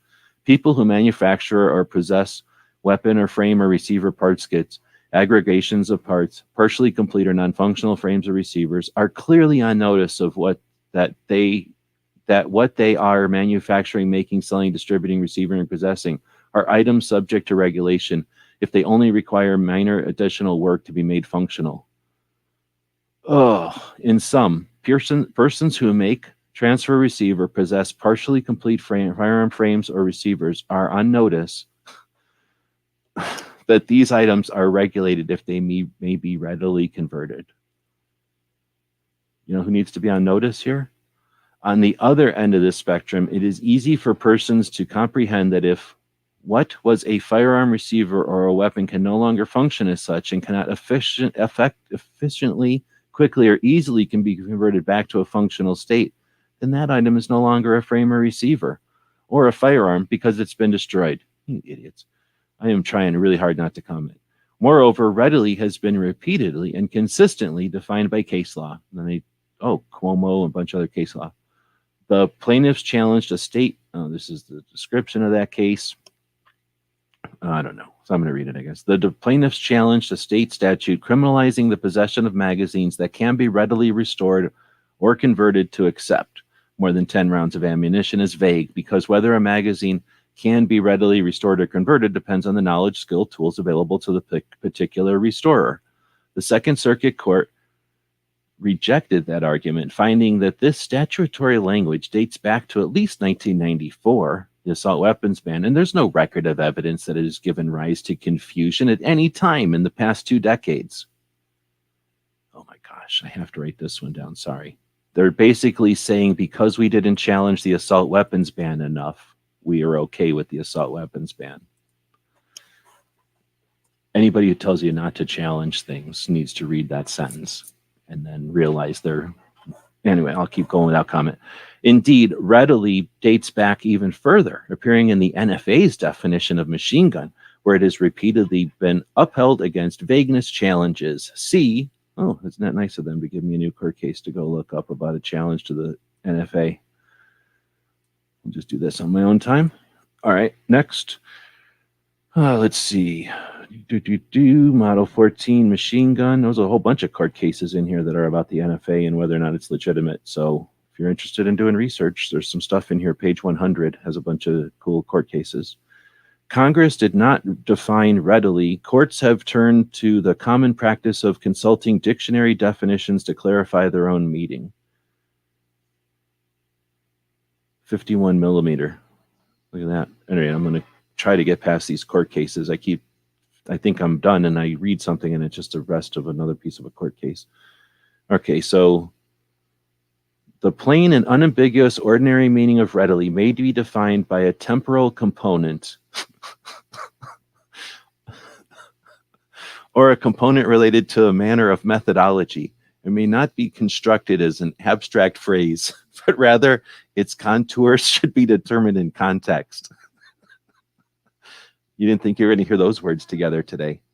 All right, we'll keep going. The department disagrees with commenters that the explanation in the proposed rule of how the ATF would determine which portion of a firearm is the frame or receiver in a split or modular weapon was unconstitutionally vague. ATF has applied that criteria for many decades as to split or modular weapons. Nonetheless, because the department agrees with commenters that the definition of firearm is best read to mean a single part, the frame or receiver, the department provides under the definition of frame or receiver a new distinct subdefinition for frames with respect to handguns, receivers with respect to rifles, shotguns, and projectile weapons other than handguns. You should be scared of projectile weapons other than handguns because that means slingshots. I'm going to go over here and make less comments, and I'm making these comments for later. And frames or receivers for firearms, mufflers, and silencers. The final rule does not adopt the proposed supplement entitled Split or Modular Frame or Receiver. The final rule also provides illustrative examples of ATF's prior classifications that are grandfathered and examples of when a partially complete, disassembled, or non-functional frame or receiver is considered readily completed, assembled, restored, or otherwise converted to a functional state. With these clarifications in the final rule, licensees and the public can make their own determinations to identify the frame or receiver of a weapon without an ATF classification. Sure. The definitions use the terms with their ordinary meanings and in context and are sufficiently clear to give the person of ordinary intelligence and a reasonable opportunity to know what is prohibited. Absolute certainty is not required, as no standard can be distilled to a purely objective, completely predictable standard. Nice. If that's the case, then why doesn't it always default to the individual is always right? But I'll not comment, and I'll just keep going. I'm trying to not read all these little quotes from court cases, which is most of this stuff. So they're definitely bumblebeeing us. They're just responding with a bunch of sentences from all these different court cases. And it's hard to read because they keep putting in all the letters and numbers and stuff for the court cases in here. Commenters cite to some court case that the case did not involve constitutional vagueness claims at all. It instead addressed when something deference is due to our deference is due to an agency's interpretation of its own ambiguous regulations. Here, by contrast, ATF is proclamating new regulations implementing the ATF or the NFA and GCA through a formal rulemaking procedure. As explained above, the terms employed in this rule comport with ordinary usage in the case law interpreting those terms. I'm not satisfied with any of those answers, but if you are, we'll keep going. Violates the Fifth Amendment, unconstitutional taking. Commenters opposed to the comment period asserted that the regulations would result in an unconstitutional taking under the Fifth Amendment. Commenters claimed that the government's obligation to compensate people who lost money based on the agency's misrepresentations. One commenter argued that the unconstitutional taking would occur if FFLs are forced to either mark currently in their possession or in accordance with the kits in their possession or accordance with the proposed rule, or destroy the kits voluntarily, turn in the kits over to law enforcement within 60 days. This commenter claimed the voluntary surrender to law enforcement is a government taking of personal property. The commenter relied on some court case where the Supreme Court explained that with regard to factual inquiry involved in takings claim under some other court case, a governmental action that results in a permanent physical occupation of property represents... Oh, my dog's disgusted by this. Are you okay? A government action that results in a permanent physical occupation of property represents a taking to the extent of the occupation without regard to whether the action achieves an important public benefit or has only minimal economic... What are you doing? Only impact on the owner. The commenter claimed that absent specific asset forfeiture instructions directing federal law enforcement agencies to destroy any of these things voluntarily turned in by FFLs, the proposed rule fails to set forth any safeguards that prevent federal law enforcement agencies from repurposing for their own use and therefore effectuates a regulatory taking of private property without just compensation. That's hilarious. All right. Then their response is, the department disagrees that the regulation constitutes a taking and further disagrees that it results in a compensatable taking. In order to remain in compliance, FFLs are not required to destroy unmarked kits or surrender them to the ATF. They can mark them or have them marked. It's no big deal. Just mark them or have them marked. Just do that. As required by regulation, which does not require any transfer or loss of property. It's basically free to do that. However, if an FFL chooses to destroy a gun, that's not compensatable. Moreover, the Federal Circuit has recognized that under Supreme Court precedent, there are certain exercises of the police power that have repeatedly been treated as legitimate, even if the absence of compensation to the owners of the property. So, so there. As the Supreme Court articulated in the doctrine, a prohibition simply upon the use of property for purposes that are declared by valid legislation to be injurious to the health, morals, or safety of the community cannot in any sense be deemed a taking or appropriation of property for the public benefit. It's almost like they need to call this an epidemic of safety in order to fit into that safety loophole, but I'm not going to comment. I'll just keep going. But I'm going to make this a thing for my notes.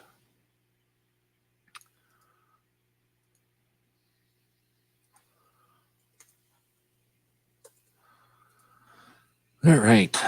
So the Federal Circuit Court has applied this precedent in situations where federal law enforcement has acted pursuant to seizure statutes and criminal laws to find that no compensatable taking exists.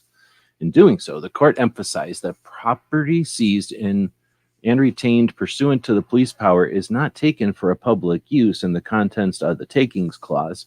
In these decisions, the Federal Circuit Court found no taking occurs irrespective of whether the government have physically seized the property or rendered it worthless. The Federal Circuit Court and the Court of Federal Claims have also made it clear that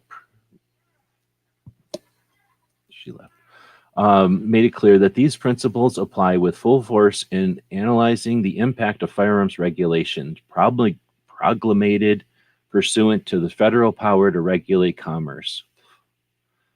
Mitchell Arms versus the United States in 1993. Think that had to do with AKs? Go see who owned Mitchell Arms, but I'm not commenting. The Federal Circuit rejected in takings claim brought by a firearms business whose permits to import semi-automatic rifles were revoked. Similarly, some other case, the federal claims rejected taking claims, including per se takings claim, after ATF reconsidered its prior classifications decisions regarding the Atkins accelerator. 2008. I think that's that little crank for the 1022, but I'm not sure. No, that wouldn't have been 2008. All right, I'm not commenting. The court explained that property seized and retained pursuant to the police powers is not taken for a public use in the context of the takings clause. And citing Mitchell Arms in the Atkins case, court also found that plaintiff was fully aware of the potential for federal regulation of his invention, and his expectation interest was not a property interest protected by the Fifth Amendment. Also see Maryland versus something, bunch of quotes and something. Even under a takings analysis, the regulation would be analyzed under Penn something, and the regulation would be upheld. Under Penn Central, I guess that's a court case, a court considers the economic impact of the regulation on the claimant, its interference with the investment-based expectations, and the character of the governmental action. No taking exists under Penn Central. A restriction directed at the protection of public health and safety is the type of regulation in which the private interest has traditionally been most confined, and the government's given the greatest leeway to act without the need to compensate those affected by their actions. It's interesting. It's like almost if there's a public health concern, they can do whatever they want. A public reasonable investment-backed expectation are greatly reduced in a highly regulated field. Another court case, such as the firearms industry. And as Supreme Court has made clear, an owner of personal property ought to be aware of the possibility that new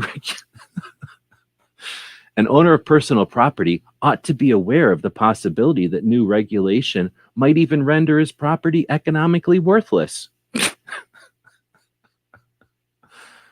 There you go.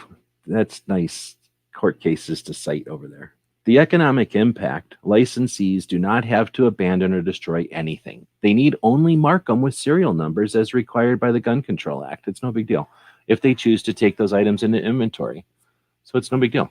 Commenter's citation to Loretto is inapplicable. The Loretto decision states nothing about regulating the possession of inherently dangerous personal property. Instead, Loretto involved a challenge to a state law requiring a landlord to install cable television facilities on the landlord's building. The court found that per se physical taking based on the physical invasion of the landlord's real property. Here, in contrast, the government has not required anyone to transfer title of anything to the government and has not physically invaded anyone's property. Moreover, even the physical seizure of highly regulated goods pursuant to the government's police power has never been thought to constitute per se taking. To the extent commenters are arguing that the categorical regulatory taking under Lucas has occurred, they are incorrect. First, Lucas' test does not apply to valid exercises of the government's police power in enforcing criminal laws. That is the case where personal property may become worthless as a result of the government's action, which is not the case here. Lucas also does not apply to the regulation of personal property of the type involved here. The Supreme Court has never held that even a complete ban on possessing property constitutes per se taking under Lucas or any other per se test.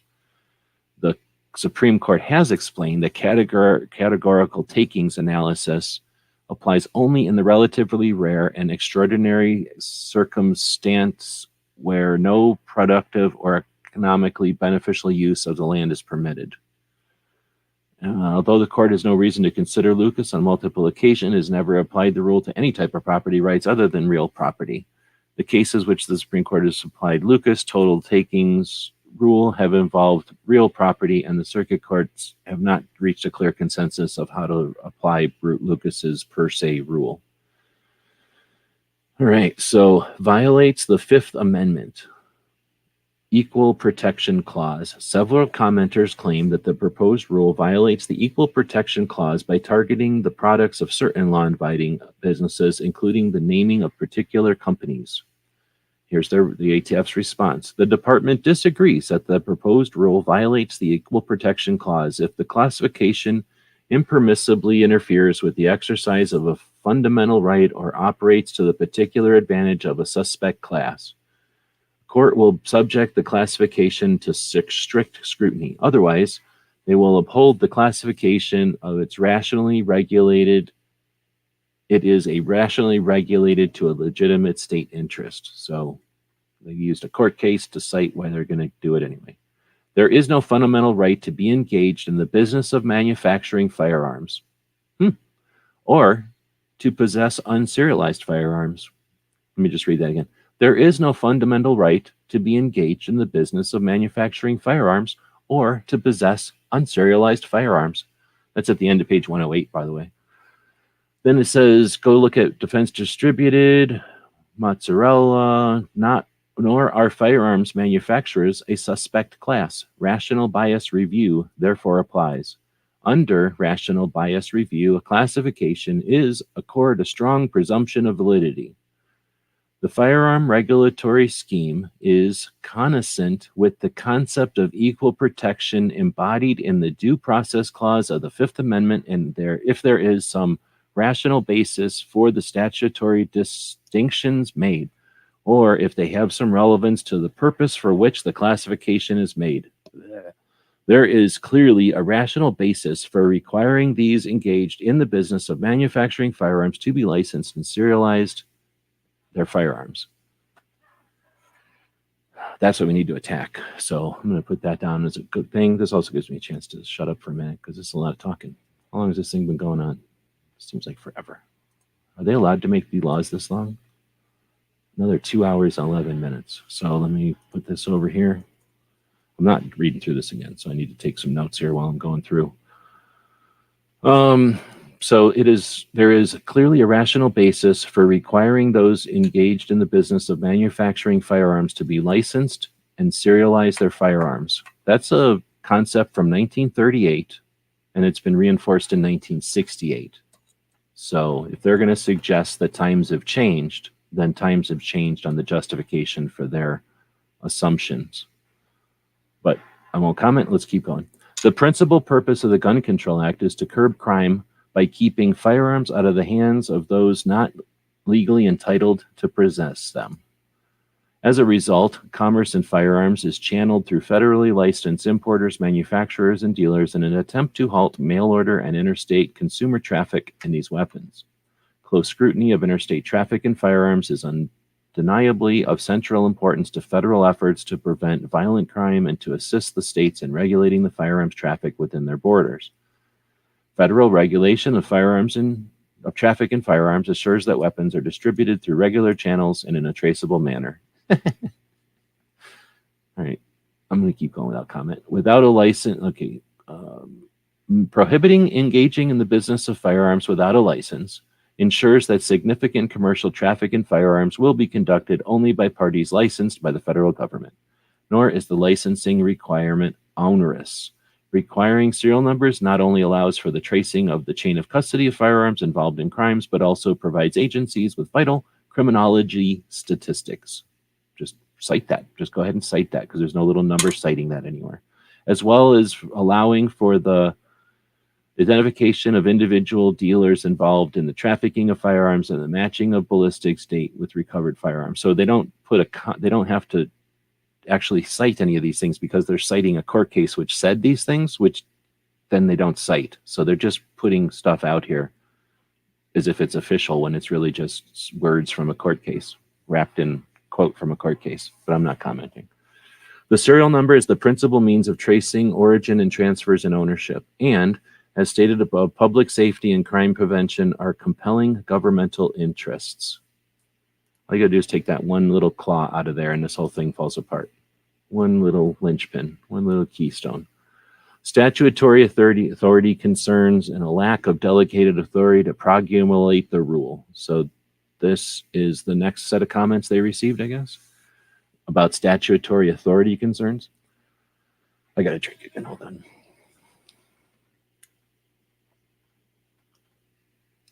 A majority of commenters opposed to the comment period agreed that the ATF is exceeding its authority by proclamating the rule, and that is the job of Congress to change the laws and the job of federal agencies to enforce them.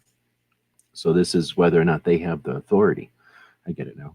Because the comment period explained that the agency is changing its regulations in response to the manner in which courts have ruled on the AR-15 firearm receiver, commenters stated that it is Congress's role to amend the law if the law has become out of date and that this power cannot be usurped by a non-legislative government entity.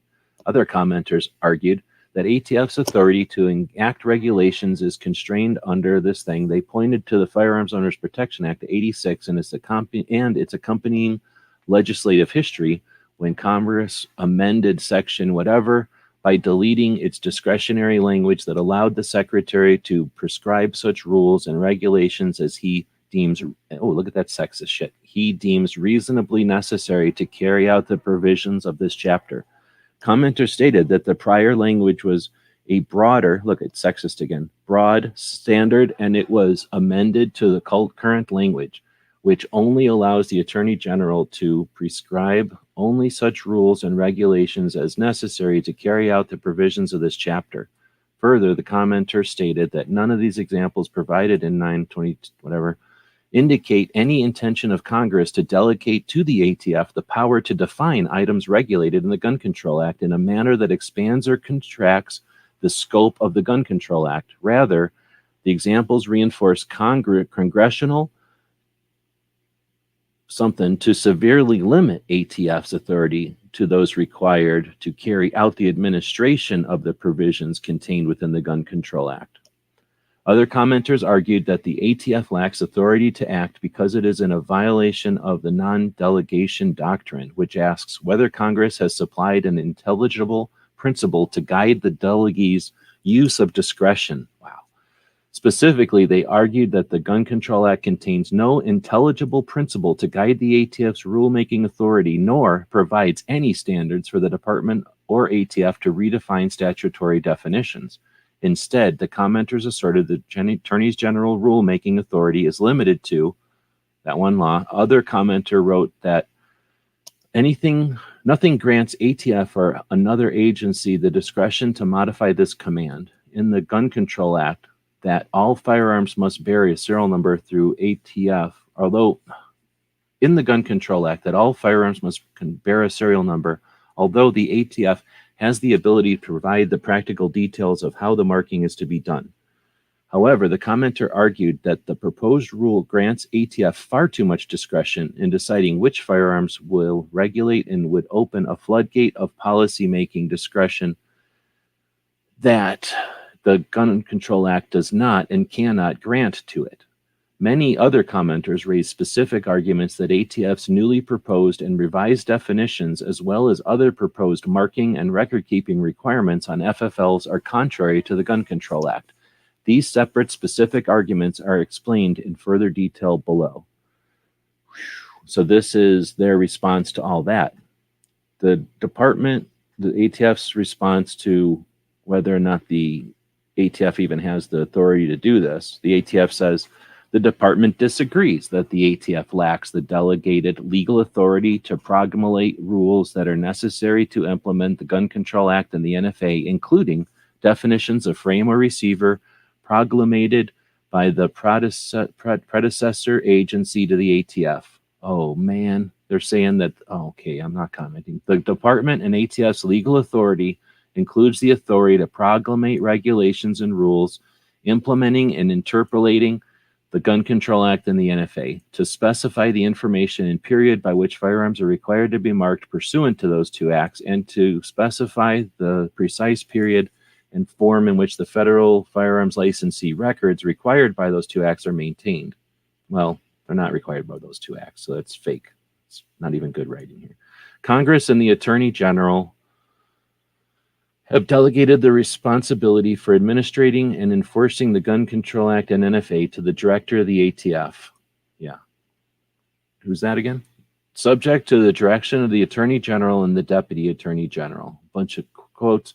Because 926 authorizes the Attorney General to promulgate those regulations which are necessary, it almost inevitably confers some measure of discretion to determine what regulations are in fact necessary. That was the National Rifle Association versus Brady in 1990. Okay, so next up, and courts have long recognized that regulatory agencies do not establish rules to last forever. They are neither required nor supposed to regulate the present and future within inflexible limits of yesterday. Nice. As to comments asserting that the Gun Control Act's various delegations of rulemaking authority to the Attorney General and ATF violate the non-delegation doctrine, the Supreme Court has consistently rejected similar arguments with respect to public safety statutes. Oh, so it's like almost vital that this is considered a safety issue. I'm not commenting. Let's see. We have found an intelligible principle in various statutes authorizing regulation in the public interest. The definitions and requirements established by this rule are all guided by intelligible principles within set forth in the Gun Control Act governing the manufacture, importation, dealing, and collecting of firearms, including licensing, marketing, record-keeping, background checks, and crime gun tracing. Lack of authority to regulate multiple parts as frames or receivers. So this is a similar one, but this is suggesting that the ATF has a lack of authority to regulate the parts. So this is the beginning of page 114, not even halfway through this. A large number of commenters objected to the proposed definition of firearm frame or receiver, and in particular, the supplemental definition of split or modular frame or receiver. Commenters stated that the statute is clear that a firearm has only one singular frame or receiver, and that Congress, as the ATF pointed out in its comment period, elected not to regulate all firearms parts when it repealed the FFA of 1938 and revised the definition of firearm in 1968 when passing the Gun Control Act. According to these commentators, contrary to the intent of Congress, the comment period's definition of frame or receiver would return to regulating internal firearms parts by allowing several parts to be considered the frame or receiver. Several commenters stated that Congress knew how to distinguish between a whole and the parts of a whole. For example, Congress included both the whole and any one of the individual parts in the definition of a silencer or a muffler, which is defined in whatever as any combination of parts and any part intended for use in such assembly or fabrication. And a handgun is defined in the thing as any combination of parts. If Congress had intended multiple parts of other firearms to be firearms, it could have used similar language. Moreover, Congress has amended the Gun Control Act several times without redefining these terms at issue. At least one commenter rejected ATF's reliance on the series of tax cases listed in the comment period as authority for interpreting statutory definitions to avoid clear error in applying the law. The commenter stated that the department is not interpreting clear error, but instead is rewriting the law. Some commenters also highlighted the Nis Chavez versus Garland case, a recent Supreme Court case that examined another federal statute with a singular article before a defined term. The court evaluated whether an immigration statute's requirement to send a notice with a certain information was met when the government sent multiple notices, each of which did not contain all of the information required by the statute. The court applied a plain reading of the text and said that the government must send a single notice. In holding that singular usage controlled, rejected the government's attempt to use the Dictionary Act as a way to pluralize the otherwise singular text of the term, stating the Dictionary Act does not transform every use of the singular a into the plural several. Many other commenters disagreed with ATF's claim that single frames or receivers were more prevalent for civilian use over split or multi-piece receivers at the time of the gun control's enactment and issuance of the original implementing regulations. One commenter provided copies of historical materials on firearms, including from the Department of Defense, to support his assertion that members of Congress in 1967, many of whom had served in World War II, would have been personally familiar with newfangled rifles that had upper and lower receivers. For this reason, the commenter asserted that it is therefore not possible for the ATF to argue that Congress did not know there were rifles with upper and lower receivers when redefining firearm to include the frame or receiver instead of any parts of such weapon. Other commenters also pointed to specific models designed for the military that found their way into common use after World War I, including the 1911 pistol and the Thompson, which is awesome. One commenter who is a manufacturer also cited the 1971 Treasury memorandum on the M16 receiver to show that when ATF was part of the Department of Treasury, the agency had considered split or multi-piece firearms receivers during the initial rulemaking process, but felt it impractical to do so. The author of the 1971 memorandum stated, the M16 receiver is fabricated in two parts. Both parts are necessary to the function as a frame or receiver. I see some difficulty in trying to make cases against persons possessing only the lower part of the receiver, but insofar as licensing, the serial number, and special operational tax requirements are concerned, I feel that serializing the lower is the only practical solution.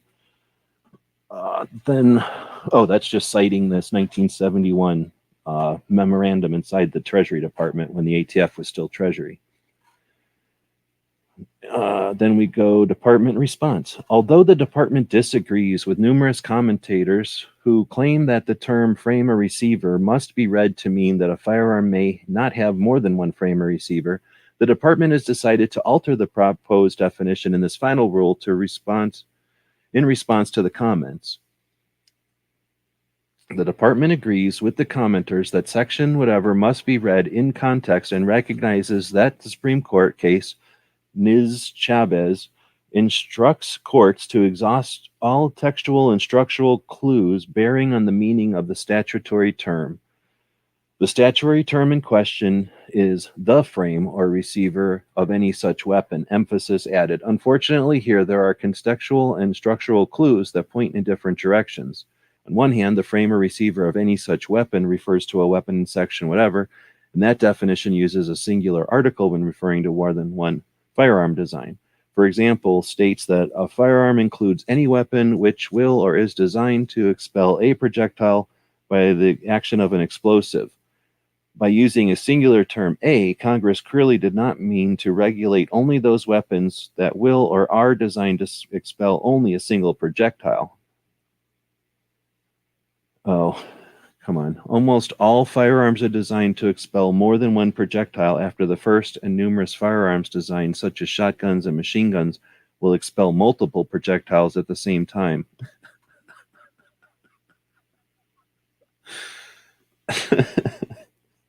I'm not commenting. Moreover, as one commenter pointed out, one major design of a firearm, a handgun, and the definition of a handgun includes any combination of parts from which a handgun can be assembled. Thus, it is possible that the term frame, for example, could be referring to multiple frames within a handgun, or both a frame and a receiver in a split handgun design. On the other hand, the marking requirement for the manufacturers and importers refers to identifying a serial number on the receiver or frame of the weapon, and the Gun Control Act similarly amended the definition of machine gun in the NFA to refer to a singular component when including the frame or receiver in such weapon. The department agrees with numerous commenters that the context of the singular terms frame and receiver in those provisions suggests that a firearm only has one frame or receiver. This reading is more consistent with the Gun Control Act's legislative history, explaining that Congress found it impractical to treat each small part of a firearm as if it were a weapon capable of firing, until now. After clearly considering the numerous comments submitted on this issue, the department agrees that the reading of the Gun Control Act to encompass only one single part of a given weapon should greatly reduce the possibility that a modified weapon might have more than one serial number. Having more than one serial number per firearm would make it more difficult and costly for licensees to mark firearms and maintain associated records, and for law enforcement to trace firearms used in crimes. Because the comment period contemplated the possibility that a given firearm under the proposed rule would have more than one frame or receiver with different serial numbers, the department is responding to the concerns of those comments by focusing on three subsets of the proposed definition, frame or receiver. Specifically, the final rule defines that term to mean a housing or structure for a single fire control component, frame, for handguns and variants thereof, receiver for rifles and shotguns and projectile weapons other than handguns and variants thereof, and frame or receiver for firearms suppressors. Finally, to ease the transition of the new definitions and marking requirements, the Department will grandfather existing split frame receiver designs previously classified by the ATF as frames or receivers prior to the issuance of this rule, except for certain partially complete, disassembled, or non-functional frames or receivers to include weapon or frame receiver parts kits. For example, the lower receiver of an AR-15 rifle and its variants thereof are expressly included within the new definition of receiver and may be marked according to the rules that existed before this rule. All right. Lack of authority to regulate weapons parts kits. Commenters opposed to the comment period specifically argued that the ATF did not have the authority to amend the regulatory definition of a firearm to include weapons parts kits because it runs contrary to the Gun Control Act's definition of a firearm. Commenters stated that the definition of a firearm cannot be read and has not been read in the cases cited by ATF to include a kit containing parts that could be used to make a weapon because a kit is not a weapon itself. They stated that section whatever is clear that a firearm is a weapon that can be readily converted to expel, not the parts that can be readily converted to expel a projectile. Furthermore, commenters argued that including weapons parts kits would impermissibly expand and alter the statutory meaning of both converted and readily. They stated that ATF cannot equate converted with the proposed added words assembled, completed, or restored, and that under plain English reading, one would not convert these parts into a weapon. The Gun Control Act uses a starter gun as an example of an existing item that can be converted. Even assuming the definition includes assembled, the commenter stated that a weapons parts kit that does not contain most of the necessary components that needs machining cannot be assembled or converted readily without much difficulty or with fairly quick efficiency. Their response, the ATF's response to that. The department disagrees with the commenters and believes that the language of the section should be read to include weapons parts kits and aggregations of weapons parts that are actually designed to expel a projectile by the action of explosives in their present form or configuration, but cannot expel a projectile due to damage, poor workmanship, or design. Or feature, regardless of whether they may be readily to function. They may or may not be designed to expel a projectile by the action of an explosive in their present form or configuration, but may be readily converted to do so. The federal courts have addressed this issue and have uniformly held that disassembled aggregations of weapons parts and weapons parts kits that may be readily converted to expel a projectile are firearms. A weapon is as it defined by common dictionaries as an instrument of offensive or defensive combat. There is no definite requirement in either the dictionary definition that the instrument have a minimum level of utility or lethality to become considered a weapon. While the aggregation of parts in a kit may not yet function as a weapon, these parts simply in broken down form can only be completed and assembled as instruments that expel live ammunition. Weapons completed from these parts in these kits typically incorporate or accept magazines that hold multiple rounds of lethal ammunition. I got a cough again. If I can get my thing over here. Where's my mouse?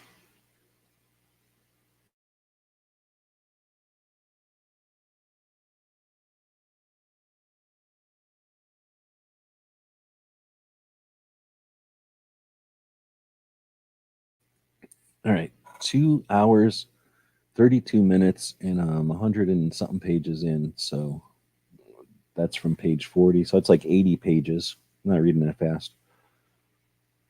All right. All right. Because they can blah, blah, blah, non-lethal, are not ornaments, toys, or industrial tools requiring some minimum level of utility, lethality, or actual functionality for aggregations of parts that are clearly identifiable as unassembled, unfinished, or incomplete pistols, revolvers, rifles, or shotguns would be reading a requirement into the statutory definition of firearm that is not present. so long as the aggregation of parts is clearly identifiable as an instrument to expel live ammunition, including a starter gun. That is significant under section. Okay. Section whatever, to constitute a weapon. Indeed, numerous courts have recognized that an item was a rifle, shotgun, pistol, or revolver, a weapon, even though it was unassembled or non-functional due to a missing or broken components. Interesting. The department agrees with commenters that the term weapon, which may be readily converted to, was inserted into the definition of firearm in the Gun Control Act to include, as an example, starter guns designed for use with blank ammunition. However, the legislative history indicates that Congress included those guns because the convertibility of those starter pistols was found to be a matter of serious concern to law enforcement. One example of these conversions cited the legislative history of the Gun Control Act was a do-it-yourself gunsmith who made out-of-stock bulk purchases of starter pistols. He would then, at his residence, disassemble them and using an electric hand drill mounted in a drill press stand, bore out the plugged barrel and enlarge the cylinder chambers to accommodate 22 caliber cartridges. The focus on starter pistols is not in themselves a weapon, but on their availability to be converted to a functional state. As such, the department sees no legal distinction under the Gun Control Act between starter guns, that they may readily be converted to fire, and pistols, revolvers, rifles, or shotgun parts kits that may be readily converted to fire. All are incomplete weapons that may readily be converted to fire under the Gun Control Act. Determining when a weapon configured as a parts kit meets the statutory definition of firearm requires case-by-case evaluation of each kit. Some weapon parts kits are firearms because they are designated or designed to expel a bullet, even if they cannot presently fire or readily be made to function because of damage, poor workmanship, or design flaw or feature. Some weapons parts kits are akin to unserviceable firearms, defined by the Gun Control Act as a firearm which is incapable of discharging a shot by means of an explosive or incapable of being readily restored to a firing condition. Some weapons parts kits are firearms because they may readily be converted to expel a bullet, even if they cannot yet expel one or function without additional work. The department disagrees with the comment that weapons parts kits must contain all component parts of the weapon to be readily converted to expel a projectile. But the department agrees that the completeness of the kit is an important factor in determining whether the weapons parts kit may be readily converted to expel a projectile. This is why one of the factors in the definition of readily the courts have relied upon in determining whether the weapon may be readily restored is to fire is whether additional parts are required and how easily they may be obtained. An essential part missing from the kit that cannot be efficiently, quickly, and easily obtained would mean that the weapon cannot readily be completed, assembled, restored, or otherwise converted to a functional state. The lack of authority to regulate partially completed frames or receivers. Okay, so that's the next section. The lack of authority to regulate partially complete frames. The ATF says, commenters argued that ATF does not have the authority to regulate partially complete frames or receivers because of whatever. Is it clear that a completed frame is not yet a weapon, but only such or part of such a weapon? Their theory is if a frame or receiver were equivalent to a weapon, then the law would read the weapon of any such weapon rather than the frame or receiver of any such weapon. Further, commenters stated that the ATF does not have the authority to apply the phrase may be readily converted to define partially complete frame or receiver. Since the may readily be converted language was included in this earlier section, but not meaning readily cannot be applied to receiver, the inclusion of partially frames in the regulatory scheme. The department agrees with the commenters who stated that frames or receivers are not weapons. They are frames or receivers of the weapons described in, and they are regulated as firearms with or without the component parts necessary to complete the firearms or to produce complete weapons. But Congress did not determine frame or receiver in the law, and that crucial inquiry is at what point an unregulated piece of metal, plastic, or other metal becomes a frame or receiver that is regulated under federal law. ATF has trying to get my chair fixed here, has long held that a piece of metal, plastic, or other material becomes a frame or receiver when it has reached a critical stage of manufacture. To make this determination, ATF's position has been that the item has reached a critical stage of manufacture when it is brought to a stage of completeness that will allow it to accept the firearm components to which it is designed for, using basic tools in a reasonable amount of time. Well, son of a... Accordingly, this rule explains that the terms frame and receiver include a partially complete frame or receiver that is designed to or may readily or be completed or assembled, restored, or otherwise converted to accept the parts it is intended to house or hold. The department disagrees with the commenter's suggestion that the department cannot use the concepts of readily and converted in describing partially complete frames and receivers simply because these terms appear whatever. In the crafting the language of the regulation, ATF properly considered concepts concerning when other firearms reach the point at which they are regulated under federal law. This analysis is also appropriate because the very definition of manufacturing is the process of converting raw materials into finished goods suitable for use.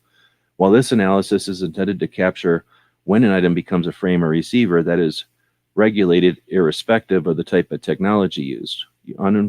Unformed blocks of metal, liquid polymers, and other raw materials only in primordial state would not be considered by this rule to be a frame or receiver. However, when a frame or receiver is broken, disassembled into pieces, or as a forging, casting, or additive printing for a frame or receiver, that has reached a stage of manufacture where it can be readily completed, assembled, restored, or otherwise converted into a functional frame receiver, that article is a frame or receiver under the Gun Control Act. In light of the widespread availability of unlicensed and unregulated, partially complete or unassembled frames or receivers, which are often sold as part of an easy-to-complete kit, it is necessary to deter prohibited persons from obtaining or producing firearms by clarifying that incomplete frames or receivers can be firearms within the meaning of the governing law. Otherwise, persons could easily circumvent the requirements of the Gun Control Act and NFA, including licensing, marking, record keeping, and background checks, and if a machine gun, NFA registration, simply by producing almost complete frames or receivers, or by making a few minor alterations to existing frames or receivers that could quickly be altered to produce either a functional weapon or a functional frame or receiver of such weapon. To be sure, many prohibited persons have easily obtained them. Oh yeah, I bet. A contrary rule under which prohibited persons can easily make or acquire virtually untraceable firearms directly from unlicensed parts manufacturers would unreasonably thwart Congress's evident purpose in the Gun Control Act and the NFA. These principles provide further reason not to read into the definition of frame or receiver terms like finished, operable, functional, or minimal percentage of completeness. The next concern is a lack of authority to regulate privately made firearms. Commenters also generally stated that Congress did not grant any statutory authority to ATF to regulate parts kits. They explained that the Gun Control Act's central premise has been based on Congress's authority to regulate interstate commerce, and that Congress has gone to great lengths to clarify that only those involved in commercial manufacturing are subject to the Gun Control Act. A private party making a firearm for their own use has never been subject to regulation. The commenter cited Section 101 of the Gun Control Act, which provides it is not the purpose of this title to place any undue, unnecessary federal restriction or burdens on law-abiding citizens with respect to acquisition, possession, or use of firearms, and that the title is not intended to discourage the private ownership or use of firearms by law-abiding citizens.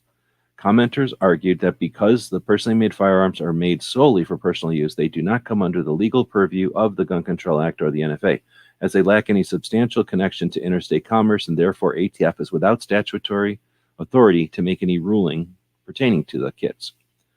And the ATF's response is, the department agrees that privately made firearms are non-prohibited persons solely for personal use generally do not come under the purview of the Gun Control Act.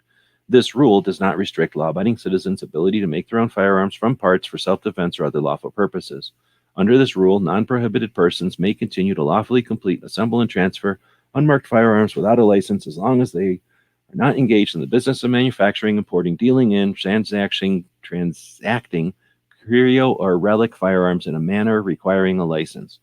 Neither the Gun Control Act nor this implementing rule requires unlicensed individuals to mark non-NFA firearms they make for their personal use or to transfer them to NFFL for marking. Such individuals who wish to produce, acquire, or transfer personally made firearms, however, should determine whether there are any applicable restrictions under state or local law. All right, well, then that's an important one to put in the notes also, because we don't want to forget things. So I'm just going to take a second and put this over in my notes. All right, and we are moving along. The department disagrees with the comment stating that ATF does not have the authority to regulate kits when the firearms are received and transferred by FFLs, like other firearms subject to regulation by the Gun Control Act. The Gun Control Act provides that all firearms received and transferred by FFLs must be traceable through license records maintained by the period and in such form as prescribed by the regulations, which are now forever. There is no exception for personally made firearms.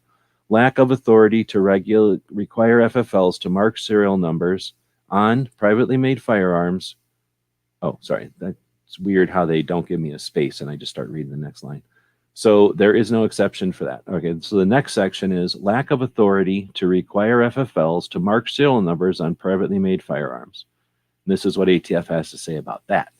Several commenters stated that the ATF lacks the statutory authority to require FFL dealers to engrave serial numbers on personally made firearms. Commenters argued that Section whatever of the Gun Control Act only requires that licensed importers and licensed manufacturers mark firearms. They pointed out while numerous provisions apply to importers, manufacturers, dealers, and collectors, not all do. For example, licensed collectors are not required to maintain records of importation as they are not listed in the statute. Accordingly, the commenters argued that Congress expressly imposed the duty to engrave serial numbers only on licensed importers and manufacturers, but not on licensed dealers, and that the ATF is without any statutory basis to require other FFLs, such as retailers, to mark firearms.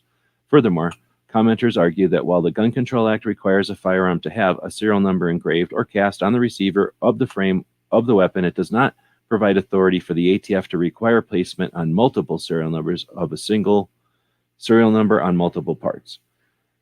And the response from the ATF is, the department disagrees that under the Gun Control Act, licensees other than the licensed manufacturer and importers cannot be required to mark firearms. The Attorney General and the ATF had the authority to promulgate regulations necessary to enforce the provisions of the Gun Control Act, and requiring licensees to mark firearms is such a restriction. Because Title 26 authorizes the Attorney General to promulgate those regulations which are necessary, it almost inevitably confers some measure of discretion to determine what regulations are in fact necessary. The regulatory goals of the Gun Control Act ensure that weapons are distributed through the regular channels and in a traceable manner, thus making possible prevention of sales to undesirables customers and the detection of the origin of particular firearms.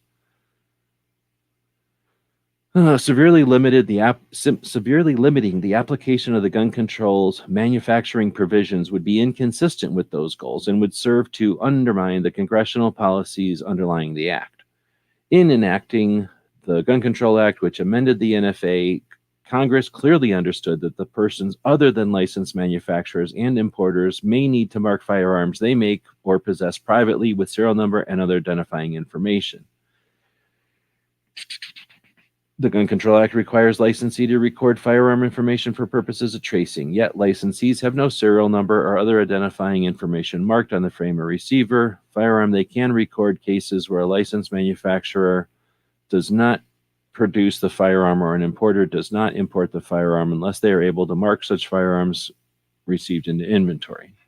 Under the current law, licensed importers and manufacturers are required to mark firearms, but it does not prohibit others from doing so. The Gun Control Act silence on the specific manner in which the licensees are to mark the firearms that they receive in an inventory cannot be construed as a prohibition against any marking requirement through regulation. Just because we didn't tell you to before doesn't mean we don't have the right to tell you to. I'm not commenting though. This rule is necessary to ensure the continuing fulfillment of the congressional intent to mark and allow for tracing of all firearms. If licensees accept kits into their inventories with no identifying marks, then the required records they maintain would be rendered meaningless because there would be almost no information, only the type of firearm. And the ATF Form 4473 and the profit and loss reports, the theft and loss reports, and the reports in multiple states. So there would only be like 6 records of that gun if we didn't have this record of the gun. Come on. The information in these records is essential to public safety in that they are also used to trace firearms involved in a crime and to prevent straw purchasers, remember how bad straws are, straw purchasers from acquiring them.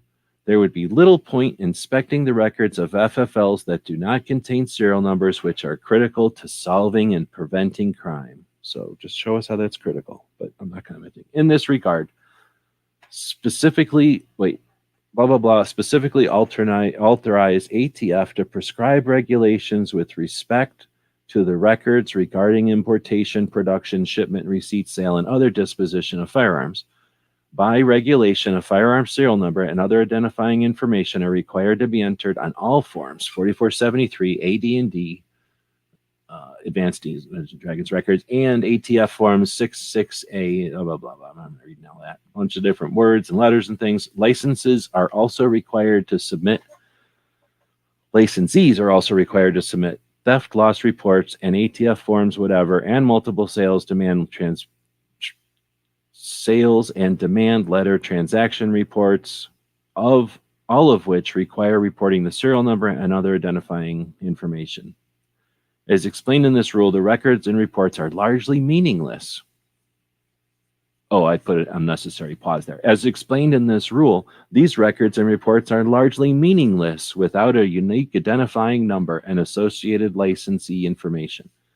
Therefore, in order for licensees to comply with recording and reporting, this information is incumbent on them to serialize or cause to be serialized all firearms that are taken into their inventories. I'm taking another drink. I should be drinking something more than water.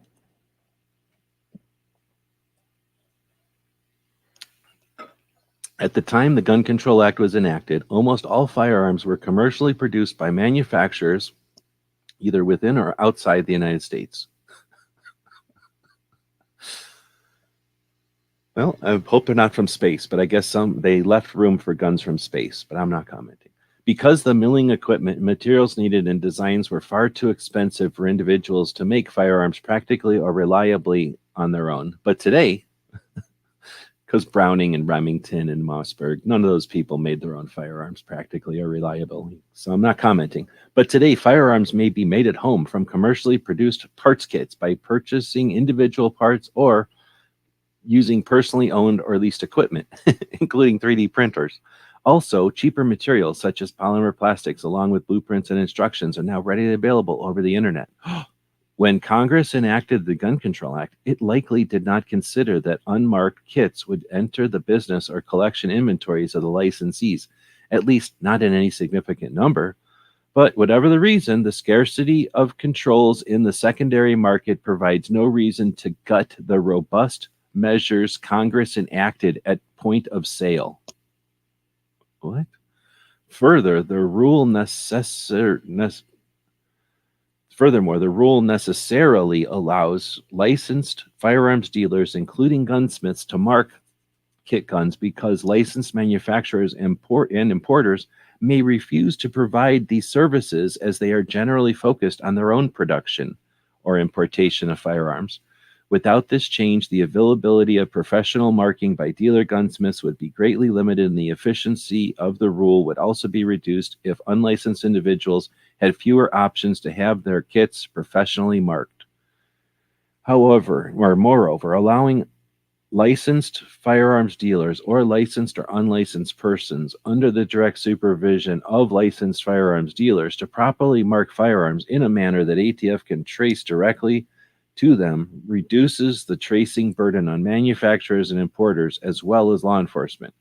It also provides dealers with the opportunity to earn additional income from repairing, customizing, or pawning firearms that are privately made. Firearms that are highly likely to proliferate throughout the marketplace over time as firearms technology develops. Okay, licensed dealer gunsmiths in particular are well equipped to provide these services as they routinely engage in the business of engraving, painting, camouflaging, or otherwise customizing firearms for unlicensed individuals. Finally, the department agrees with the comments saying that the placement of multiple serial numbers on multiple frames or receivers of personally made kits would be burdensome and costly for licensees and would make it more difficult for law enforcement to trace firearms, including the kits. For this reason, ATF is finalizing this rule to require placement of an individual serial number on a single frame or receiver of a given firearm. This does not mean, however, that it's impossible for a firearm to have more than one serial number marked on the frame or receiver. For example, a remanufacturer or importer who does not adopt an existing serial number as expressly allowed under this rule may remark the firearm with their own unique serial number. This has always been the case under current regulations. Additionally, multi-piece frames or receivers as defined in this rule may have serial numbers marked on different sides of the same frame or receiver. The department nonetheless believes that these circumstances are rare. That's nice of them to decide to deem that. Next is violates the Administrative Procedure Act. And this is the thing. Numerous comments objected to the comment period on grounds that it is nothing more than a politically motivated rulemaking demonstrated by ATF's use of politicized nomenclature, and reports that rulemaking was directed by certain lobbying groups. They further argued that the entire rule is arbitrary and capricious because the agency relied on factors that Congress did not intend for it to consider. As an example, commenters stated that the definitions of partially complete and split or modular receiver rely on balancing tests that have no weighted or comprehensible standard and could create unfair surprise. Moreover, commenters argued that the rule violates the APA because the proposed definitions are arbitrary and capricious and because they fail to account for the reliance of interests of those affected by the action and fail to explain the agency's departure from prior policy. For example, commenters said that the ATF's proposal to change serial number marking requirements in the definition of gunsmiths fails to provide any data or explanation as to how traces are failing under the current system due to existing marking requirements or why the definition for gunsmith is suddenly changing after many years. Numerous commenters further argued that the rule, especially with respect to proposed definition of frame or receiver to include partially completed frames or receivers, is arbitrary because the agency failed to address why it is deviated from its legal reasoning that it had made in recent past cases before federal courts and on which the public relied. For example, bunch of cases. The longstanding position of ATF is to wear a block up. Okay, that's still that case. One commenter pointed out that the same motion to dismiss, ATF stated that its refusal to classify unfinished lower receivers as firearms is based on concurring expertise from the Department of Justice. Similarly, commenters stated that the ATF was clear in the city of Syracuse that an unmachined frame or receiver is not designed to expel a projectile because its purpose is not to expel a projectile. Yeah, no shit. Rather, its purpose is to be incorporated into something else that has a designation to expel a projectile. Another commenter cited police automatic weapon, in which Congress ended the manufacture of machine guns for sale to ordinary persons. ATF had apparently refused to register incomplete machine gun receivers because they were not complete enough to be considered a receiver. Nice. Similarly, one manufacturer stated that the rule's more expansive regulation governing frames or receivers would run counter to the legal reasoning ATF relied on in 3 prior classifications to the company. Nice. All right, so here's what ATF said to all that. The department disagrees that this rulemaking violates the APA or is an arbitrary or capricious reaction to the proliferation of ghost guns. You assholes. That's their, okay, I'm not going to comment. This rule cites ATF statistics and media reports.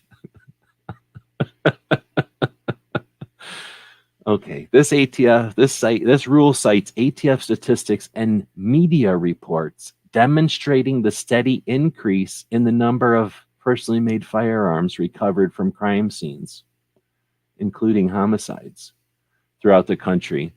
including homicides. So in other words, all crime scenes, including like, hey, somebody just came in and robbed my tennis shoes. What is this? A box of 42 personally made firearms? Yes.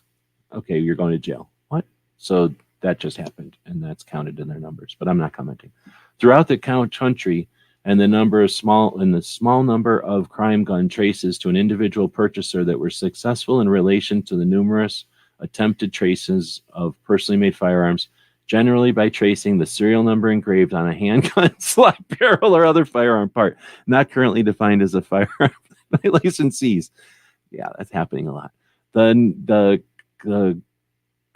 comment period and this rule cite numerous criminal cases brought by the department against unlicensed persons who are engaged in the business of manufacturing and selling kits without a license and prohibited persons found in possession of such weapons. This rule cites reports and studies showing that the problem of untraceable firearms being acquired and used by violent criminals and terrorists is international in scope. This rule details how unmarked firearms undermine the Gun Control Act's comprehensive regulatory scheme that requires licensing, marking, record keeping, and background checks for all firearms acquired and transferred by or through firearms licensee. This rule further explains how allowing persons to be licensed as dealer gunsmiths will make professional marking services even more available to unlicensed individuals, you people, and make it possible for other licensees to receive and transfer these kits should they choose to accept them into their inventories in the course of their licensed activities. The department carefully considered all commenters' concerns in finalizing this rule in accordance with the APA. The department does not agree with the commenters who said that the number of kits involved in crime should be compared with the number of all firearms involved in crime. At the outset, there is no threshold for establishing when law enforcement agencies may take steps to reduce violent crime. You can't tell us what to do. That's just another way of saying you can't tell us what to do. The subset of traces for kits is obviously fewer than those of commercially manufactured crime guns, which bear serial numbers and other identifying markings and make up a greater number of marked weapons in circulations and firearms with serial numbers are more likely to be traced successfully than by law enforcement than guns without serial numbers. Regardless, with better and cheaper technologies, unmarked firearms are becoming more easily and repeatedly made by individuals using personally owned or leased equipment, including 3D printers. It is clear from this data that PMFs are increasing being used in crime throughout the United States and internationally with no reason to believe the trend will ever not continue. Statistics concerning crime gun tracing of commercially manufactured firearms does not lessen the necessity of this rule to improve public safety in the context of personally made firearms. So let me read that one again. Statistics concerning gun tracing of commercially manufactured firearms does not lessen the necessity of this rule to improve public safety in the context of personally made firearms. So there you go. That's answering it like a politician right there. It needs to exist because it needs to exist. The department disagrees with the commenters who said that ATF is changing its position on a solid block of metal or other material that may be someday manufactured into a receiver that bears no markings that delineate where the fire control cavity is to be formed and not yet even partially formed is not a receiver. Machining, indexing, or lack thereof, fire control cavity remain an important feature of the readily completed, assembled, restored, and otherwise analysis. To buttress this point, the final rule expressly excludes from the definitions of frame and receiver a forging, casting, printing, extrusion, unmachined body, or similar article has not yet reached the stage of manufacture where it is clearly identifiable as an unfinished component of a part of a weapon, a non-uniform block of metal, liquid polymer, or other raw material. In other words, an item in a primordial state, such as a solid block of metal, liquid polymer, raw metal, or other item that is not clearly identifiable as a component, part of a weapon, is not a frame or a receiver under this rule. The rule, as proposed and finalized, clarifies the distinction between a primordial object and a partially complete frame or receiver, billet, blank, that may be considered frame frame a receiver under certain circumstances. However, prior to this rule, ATF did not examine templates, jigs, molds, instructions, equipment, or marketing materials in determining whether partially complete frames or receivers were firearms under the Gun Control Act. For this reason, ATF issued some classifications concluding that certain partially completed frames or receivers were not frames or receivers as now defined in this rule. This change allowed consideration of templates, jigs, instructions, etc. in classification determinations does not run afoul of the APA. Right. The Supreme Court fully recognizes that regulatory agencies do not establish rules of conduct to last forever, and that an agency must be given ample latitude to adopt its rules to the demands of changing circumstances. Page 141. The aggregation of a template or jig with a partially complete frame or receiver, such as those included in firearms parts kits, can serve the same purpose as indexing, making an item that is clearly identifiable as a partially complete frame or receiver into a functional one quickly and readily. Because indexing allows partially complete frames or receivers to be completed efficiently, quickly, and easily, such articles are now considered frames or receivers under this rule. As stated in the comment period, hold on, I got a cough again.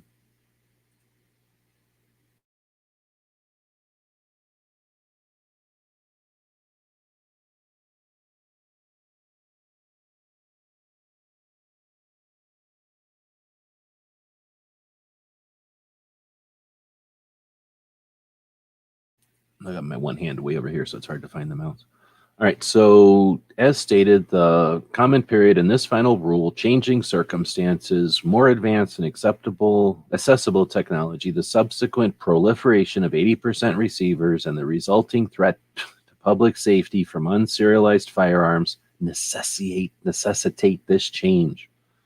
With regard to the comment on gunsmiths, this rule is necessary to explain who is required to be licensed as a gunsmith, as distinguished from a manufacturer. In addition to comments concerned with the application of the proposed definition, ATF has received numerous inquiries over the years asking whether persons are required to be licensed as dealer gunsmiths, type 1, or manufacturers, type 7. Those are the types of FFL. So type 1 is a dealer gunsmith, or type 7 is a manufacturer. And either one of them can be an SOT qualification type, SOT 03 or whatever it is. Anyway, the current definition of engaged in business in gunsmith, describe a gunsmith as a person who devotes time, attention, or labor to engaging in such activity as a regular course of trade or business with the principal objective of livelihood and profit, without explaining the range of commercial activities gunsmiths perform or when those activities can be performed on firearms for sale or distribution without a manufacturer's license. This rule, therefore, necessarily clarifies the meaning of that term. Okay, so they describe gunsmith as a person who devotes time, attention, and labor to engaging in such activity as a regular course of trade or business with the principal objective of livelihood or profit. Crazy. All right, well, anyway, so then this rule, therefore, necessarily clarifies that. Okay, so then the next section is violates the prohibitions against creation of a gun registry. This is page 141. Numerous commenters objected to the proposed serial make marking requirements, claiming it is a ploy by the government to subject law-abiding gun owners who enjoy and have the right to build their own firearms to a rigorous registration requirement. They claim that the requirement that the serial kits be serialized only leads to an illegal gun registry, which ATF is forbidden from creating under federal law. Commenters similarly opined that the extended record-keeping requirement is a clear sign that the ATF intends to have a registry of all firearms owners going far beyond those who are legally required to register firearms under the NFA. The department disagrees that this rule creates, this is their response already. The department disagrees that this rule creates a registry of the kit guns for several reasons. First, neither the Gun Control Act nor this implementing rule requires unlicensed individuals to mark their firearms that they make for personal use, or when they occasionally acquire them for or sell, transfer them from a personal collection to unlicensed in-state residents consistent with federal, state, and local law.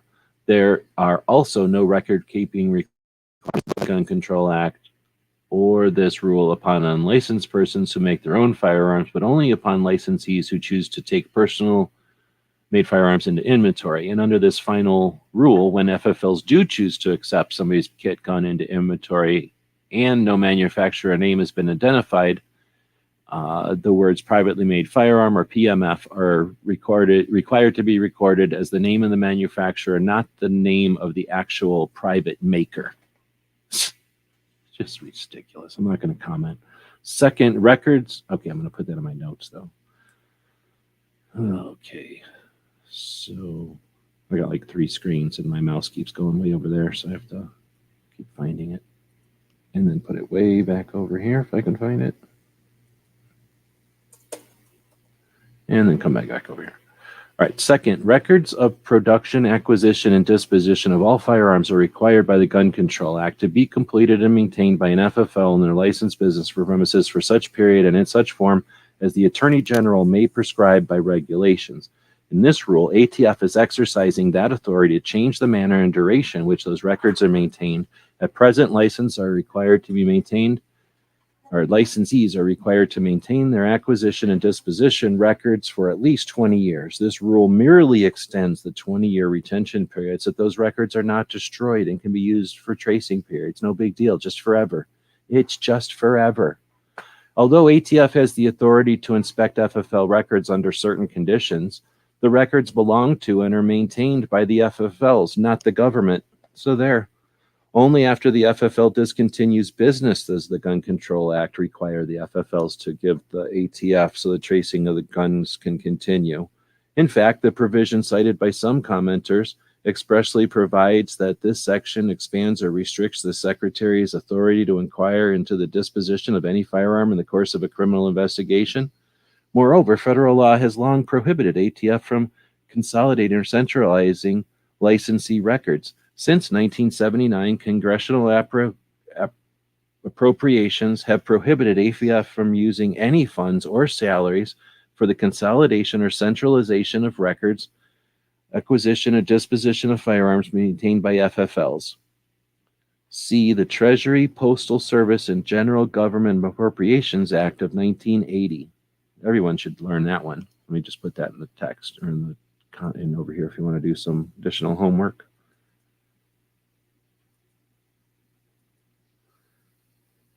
All right, next, this annual restriction became permanent in 2011. Thus, ATF is already restricted by law from creating any such registry, and thus, this rule does not create one. So there they go. Like we said, we're told we can't. So even though this is, we're not doing it. But I'm not commenting. Violates something in 1918. So it violates United States Code 242 and 1918, whatever that means. Out of concern regarding their rights under the Second Amendment to the United States Constitution, several commenters claim that working on this rule, ATF officials are violating 18 U.S.C. 242, which makes it a crime for a person acting under color of any law to willfully deprive a person or a right or privilege protected by the Constitution of the United States. Commenters also claim that ATF officials and employees are likewise violating their oath to office to support and defend the United States Constitution, particularly the Second Amendment, which the commenter state is punishable under 18 U.S.C. Their response to that is, they probably handcuffed themselves and went down to the basement. But let's find out. The department disagrees that any official involved in promulgating or implementing this rule violates 18 U.S.C. 242 or 918 or any other federal law. As stated previously, this rule does not impact the Second Amendment rights of law-abiding citizens and keep and bear arms for lawful purposes. This regulations proposed and finalized herein do not raise Second Amendment concerns because preemptively lawful regulatory measures that impose conditions and qualifications on the commercial sale of firearms concerned with proposed, I guess that's the answer. There you go. So they didn't. So they're not. Anyway, I'm not going to comment. Concerns with proposed definitions. General concerns with proposed definitions. Numerous commenters stated that no changes to the regulations are needed because the current definitions are adequate. They also believe that ATF's private letter rulings are adequate communications to provide information to the industry and firearms owners. Commenters opposed to the proposed definitions and the new terms in the comment period stated that the new definitions, which they assert are vague, use terms and phrases that are even more unclear. For instance, commenters argued that although partially complete receiver is defined, the definition has even more vague, problematic terms such as clearly identifiable, unfinished component part of a weapon, critical stage of manufacture, sufficiently complete to function, primordial state. Similar to the due process and APA concerns discussed earlier, one major objection of commenters to the proposed definitions was the definitions are too broad to be workable. A majority of these comments focused on the supplemental definitions of a split or modular frame or receiver and partially complete disassembled or inoperable frame or receiver. Several commenters stated that the very problem ATF is trying to solve is made worse by the proposed regulation, as no reasonable person would be able to determine which component or components of a given firearm constitute a frame or receiver, as summed up by some commenters. The proposed definition creates a reality where a reasonable person would be forced to assume that every component of the firearm which meets the proposed definition of the firearm frame or receiver is such, unless they are aware of a determination by the contrary by the ATF. Obviously. Therefore, consumers must constantly be in doubt as to whether the firearm in their possession has been properly marked in accordance with the law, or if they are in possession of an illegal item. Moreover, as discussed in the section of the preamble, numerous commenters opined that the proposed definition of frame or receiver and its supplemental definitions, which would trigger new marking or record-keeping requirements, would be cost prohibitive to the industry and firearms owners. The department disagrees with commenters who stated that the current definitions are adequate. The comment period and this final rule explain in detail how the current definitions of firearm frame or receiver and frame or receiver in the thing do not adequately describe the major component of split or modular weapons or silencer devices required to be identified and recorded by licensee as a firearm. The current definition describes a housing for three fire control components, hammer, bolt, breech block, and firing mechanism, but the vast majority of firearms in common use today do not have a single housing for all these components, and numerous firearms today are not hammer fired. They often have split frame receiver or receiver designs, and many are striker fired. As stated previously, 3 courts have already applied ATF's definition of frame or receiver in a way that would leave most firearms currently in circulation in the United States without an identifiable frame or receiver. The regulatory definition lends itself to only one interpretation, namely that under the Gun Control Act. The receiver of a firearm must be a single unit that holds 3, not 2 components, the hammer, the bolt, breech block, and the firing mechanism. The proposed new terms and definitions are also needed to explain when weapons, parts kits, frame or receiver parts kits, and multiple piece frames or receivers are firearms, and thus subject to regulation, and how licensees can accept unmarked kits into their inventories. The rule points out that silencer manufacturers are currently uncertain when and how each small silencer part must be marked, and given each part is defined as a silencer under the law. Clarifying these issues in individual private letter rulings is not adequate to provide sufficient notice and guidance to the licensed community and public at large as to how firearms are defined and regulated. In addition, letter rulings are only applicable to the precise samples submitted to the ATF, and those classifications may be misapplied, and some have done, to other items which may appear similar but have legally important differences.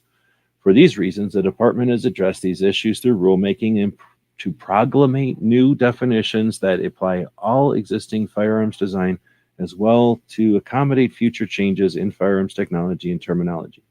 Nonetheless, the department agrees with the commenters that the supplement to the proposed definition of frame or receivers, entitled split modular frame or receiver, could have been costly to licensees to implement, and the supplement the partially complete disassembled or inoperable frame or receivers should be revised to provide more clarity on how it applies to the definition of framer receiver.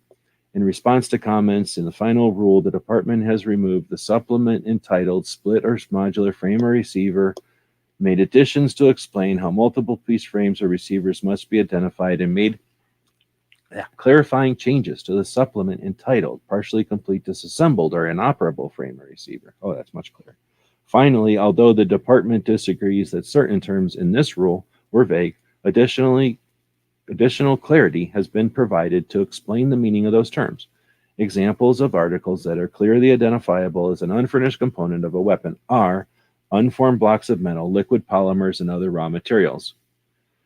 The dictionary definition of the term primordial was adopted and explained in footnote 49 of this preamble.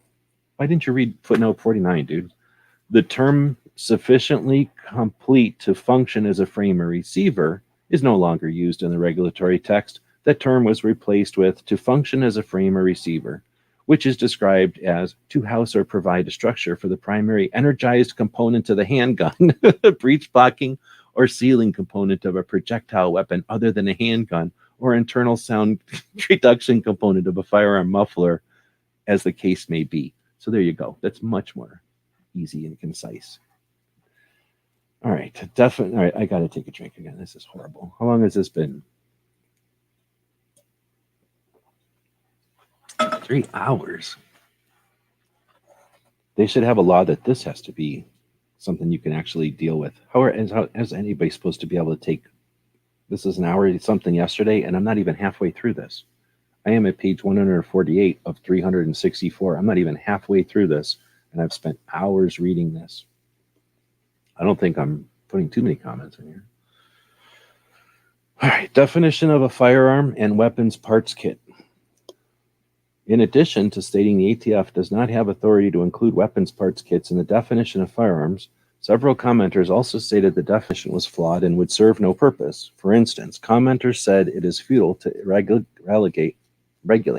a weapons parts kit because a kit could be sold without a firing pin and thus would be in state where it's not readily completable, enabling the kit manufacturers to circumvent the definition by selling the kit separately from a cheap and readily available firing pin. Other commenters stated that if the ATF definitions mean that a weapons parts kit containing all unregulated parts, including the so-called 80% receiver, is a firearm, this would raise the question of whether a kit with a forging in a primordial state is still a firearm because the pieces taken together could expel a projectile by the action of an explosive, even if it's not readily convertible for that purpose. They stated that under ATF's interpretation, it appears to be irrelevant whether the part could become a frame or receiver, may be readily converted as long as it's designed to expel a projectile by action of an explosive. Separately, since the preamble described weapons parts kits as having most or all of the components, commenters questioned whether the kit does not contain all the necessary components to expel a projectile by the action of an explosive. Is it still designed or readily convertible to do so? Commenters thus sought more clarity on what components must be present in a kit to constitute a firearm. Not commenting. The answer from the ATF is the department disagrees with the commenters that including weapons parts kit in the definition of firearm serves no purpose. The Gun Control Act is clear that when a weapon is designed to or may readily be converted to expel a projectile by the action of an explosive, the weapon is a firearm under the law. And as explained above, the comment period relevant case law makes clear that weapons parts kits that are designed to or readily may be assembled, completed, converted, or restored to expel a projectile by the action of an explosive qualify as a firearm. The rule thus amends the existing definition to explicitly note this application of the term firearm to include such weapon parts kits. The rule also relies on existing case law to provide a definition of the term readily to detail the factors relevant to making the determination when classifying firearms. As earlier explained, in recent years, manufacturers and retailers have been selling to individual weapons parts kits with the incomplete frames and receivers, commonly called 80% receivers, without conducting background checks or maintaining records. Some of these parts kits contain all the necessary components, along with the jigs, templates, and other tools that allow an individual to complete a functional weapon with minimal effort, expertise, or equipment within a short period of time. The department disagrees with the commenters who said that regulating weapon parts kits that were missing certain parts, such as a firing pin, would be futile. A weapon missing a firing pin is still a firearm under the law because it is designed to expel a projectile. The fact that the same exact pistol without a firing pin has been disassembled into a parts kit does not alter the weapon's design. Moreover, one of the considerations in determining whether a weapon, including a weapons parts kit, may be readily converted to expel a projectile is whether additional parts are required and how efficiently and quickly and easily they can be obtained and assembled. The department agrees that certain essential parts could be removed from the kit, potentially making it difficult to determine whether the kit or aggregation of parts may readily be converted to fire. However, it would be impossible for the determinant to set forth the regulations in a precise minimum percentage of completion,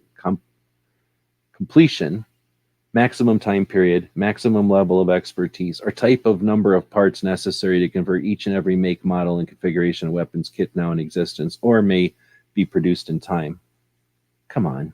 So, I'm not commenting. The department believes that it's constitutionally, legally, and practically sufficient and consistent with relevant case law to explain in this rule that the conversion must be fairly or reasonably efficient, quick, and easy, though not necessarily the most efficient, speediest, or easiest process.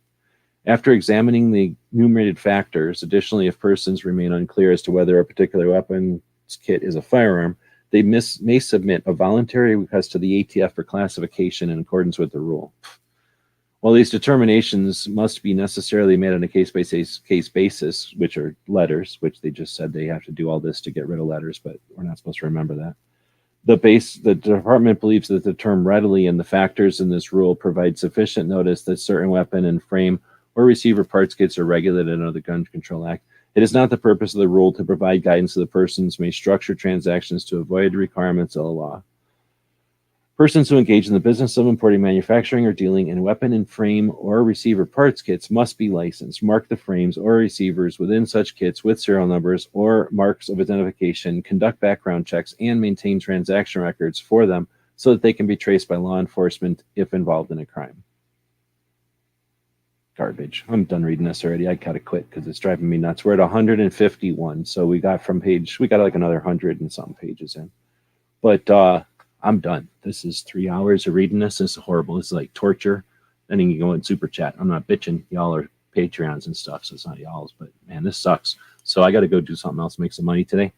But thanks everybody for showing up. If you enjoyed this, I'm sorry for you because this is bullshit. We shouldn't have to be doing this at all. We could be spending this time on other things. So next time we have a lull in the fight, let's do some stuff to prevent this stuff because now we have to rally the troops, calm a bunch of them down, get a bunch of them motivated, and start from scratch with most of them, finish this, and then watch them all go back to apathy. So this situation doesn't have a solution other than effort, and I appreciate the people that are willing to put in that effort. I'll continue to do what I can while I can and offer what I can for the fight. But if these comments were good, I wasn't reading any of them. If they're good, feel free to pull them out, make videos, do timestamps, chat about pieces of this, use it however you will. Thanks again. Have a great night if you can after all of this. Don't get too stressed out either. This is all bullshit. This is going to be easy to get rid of.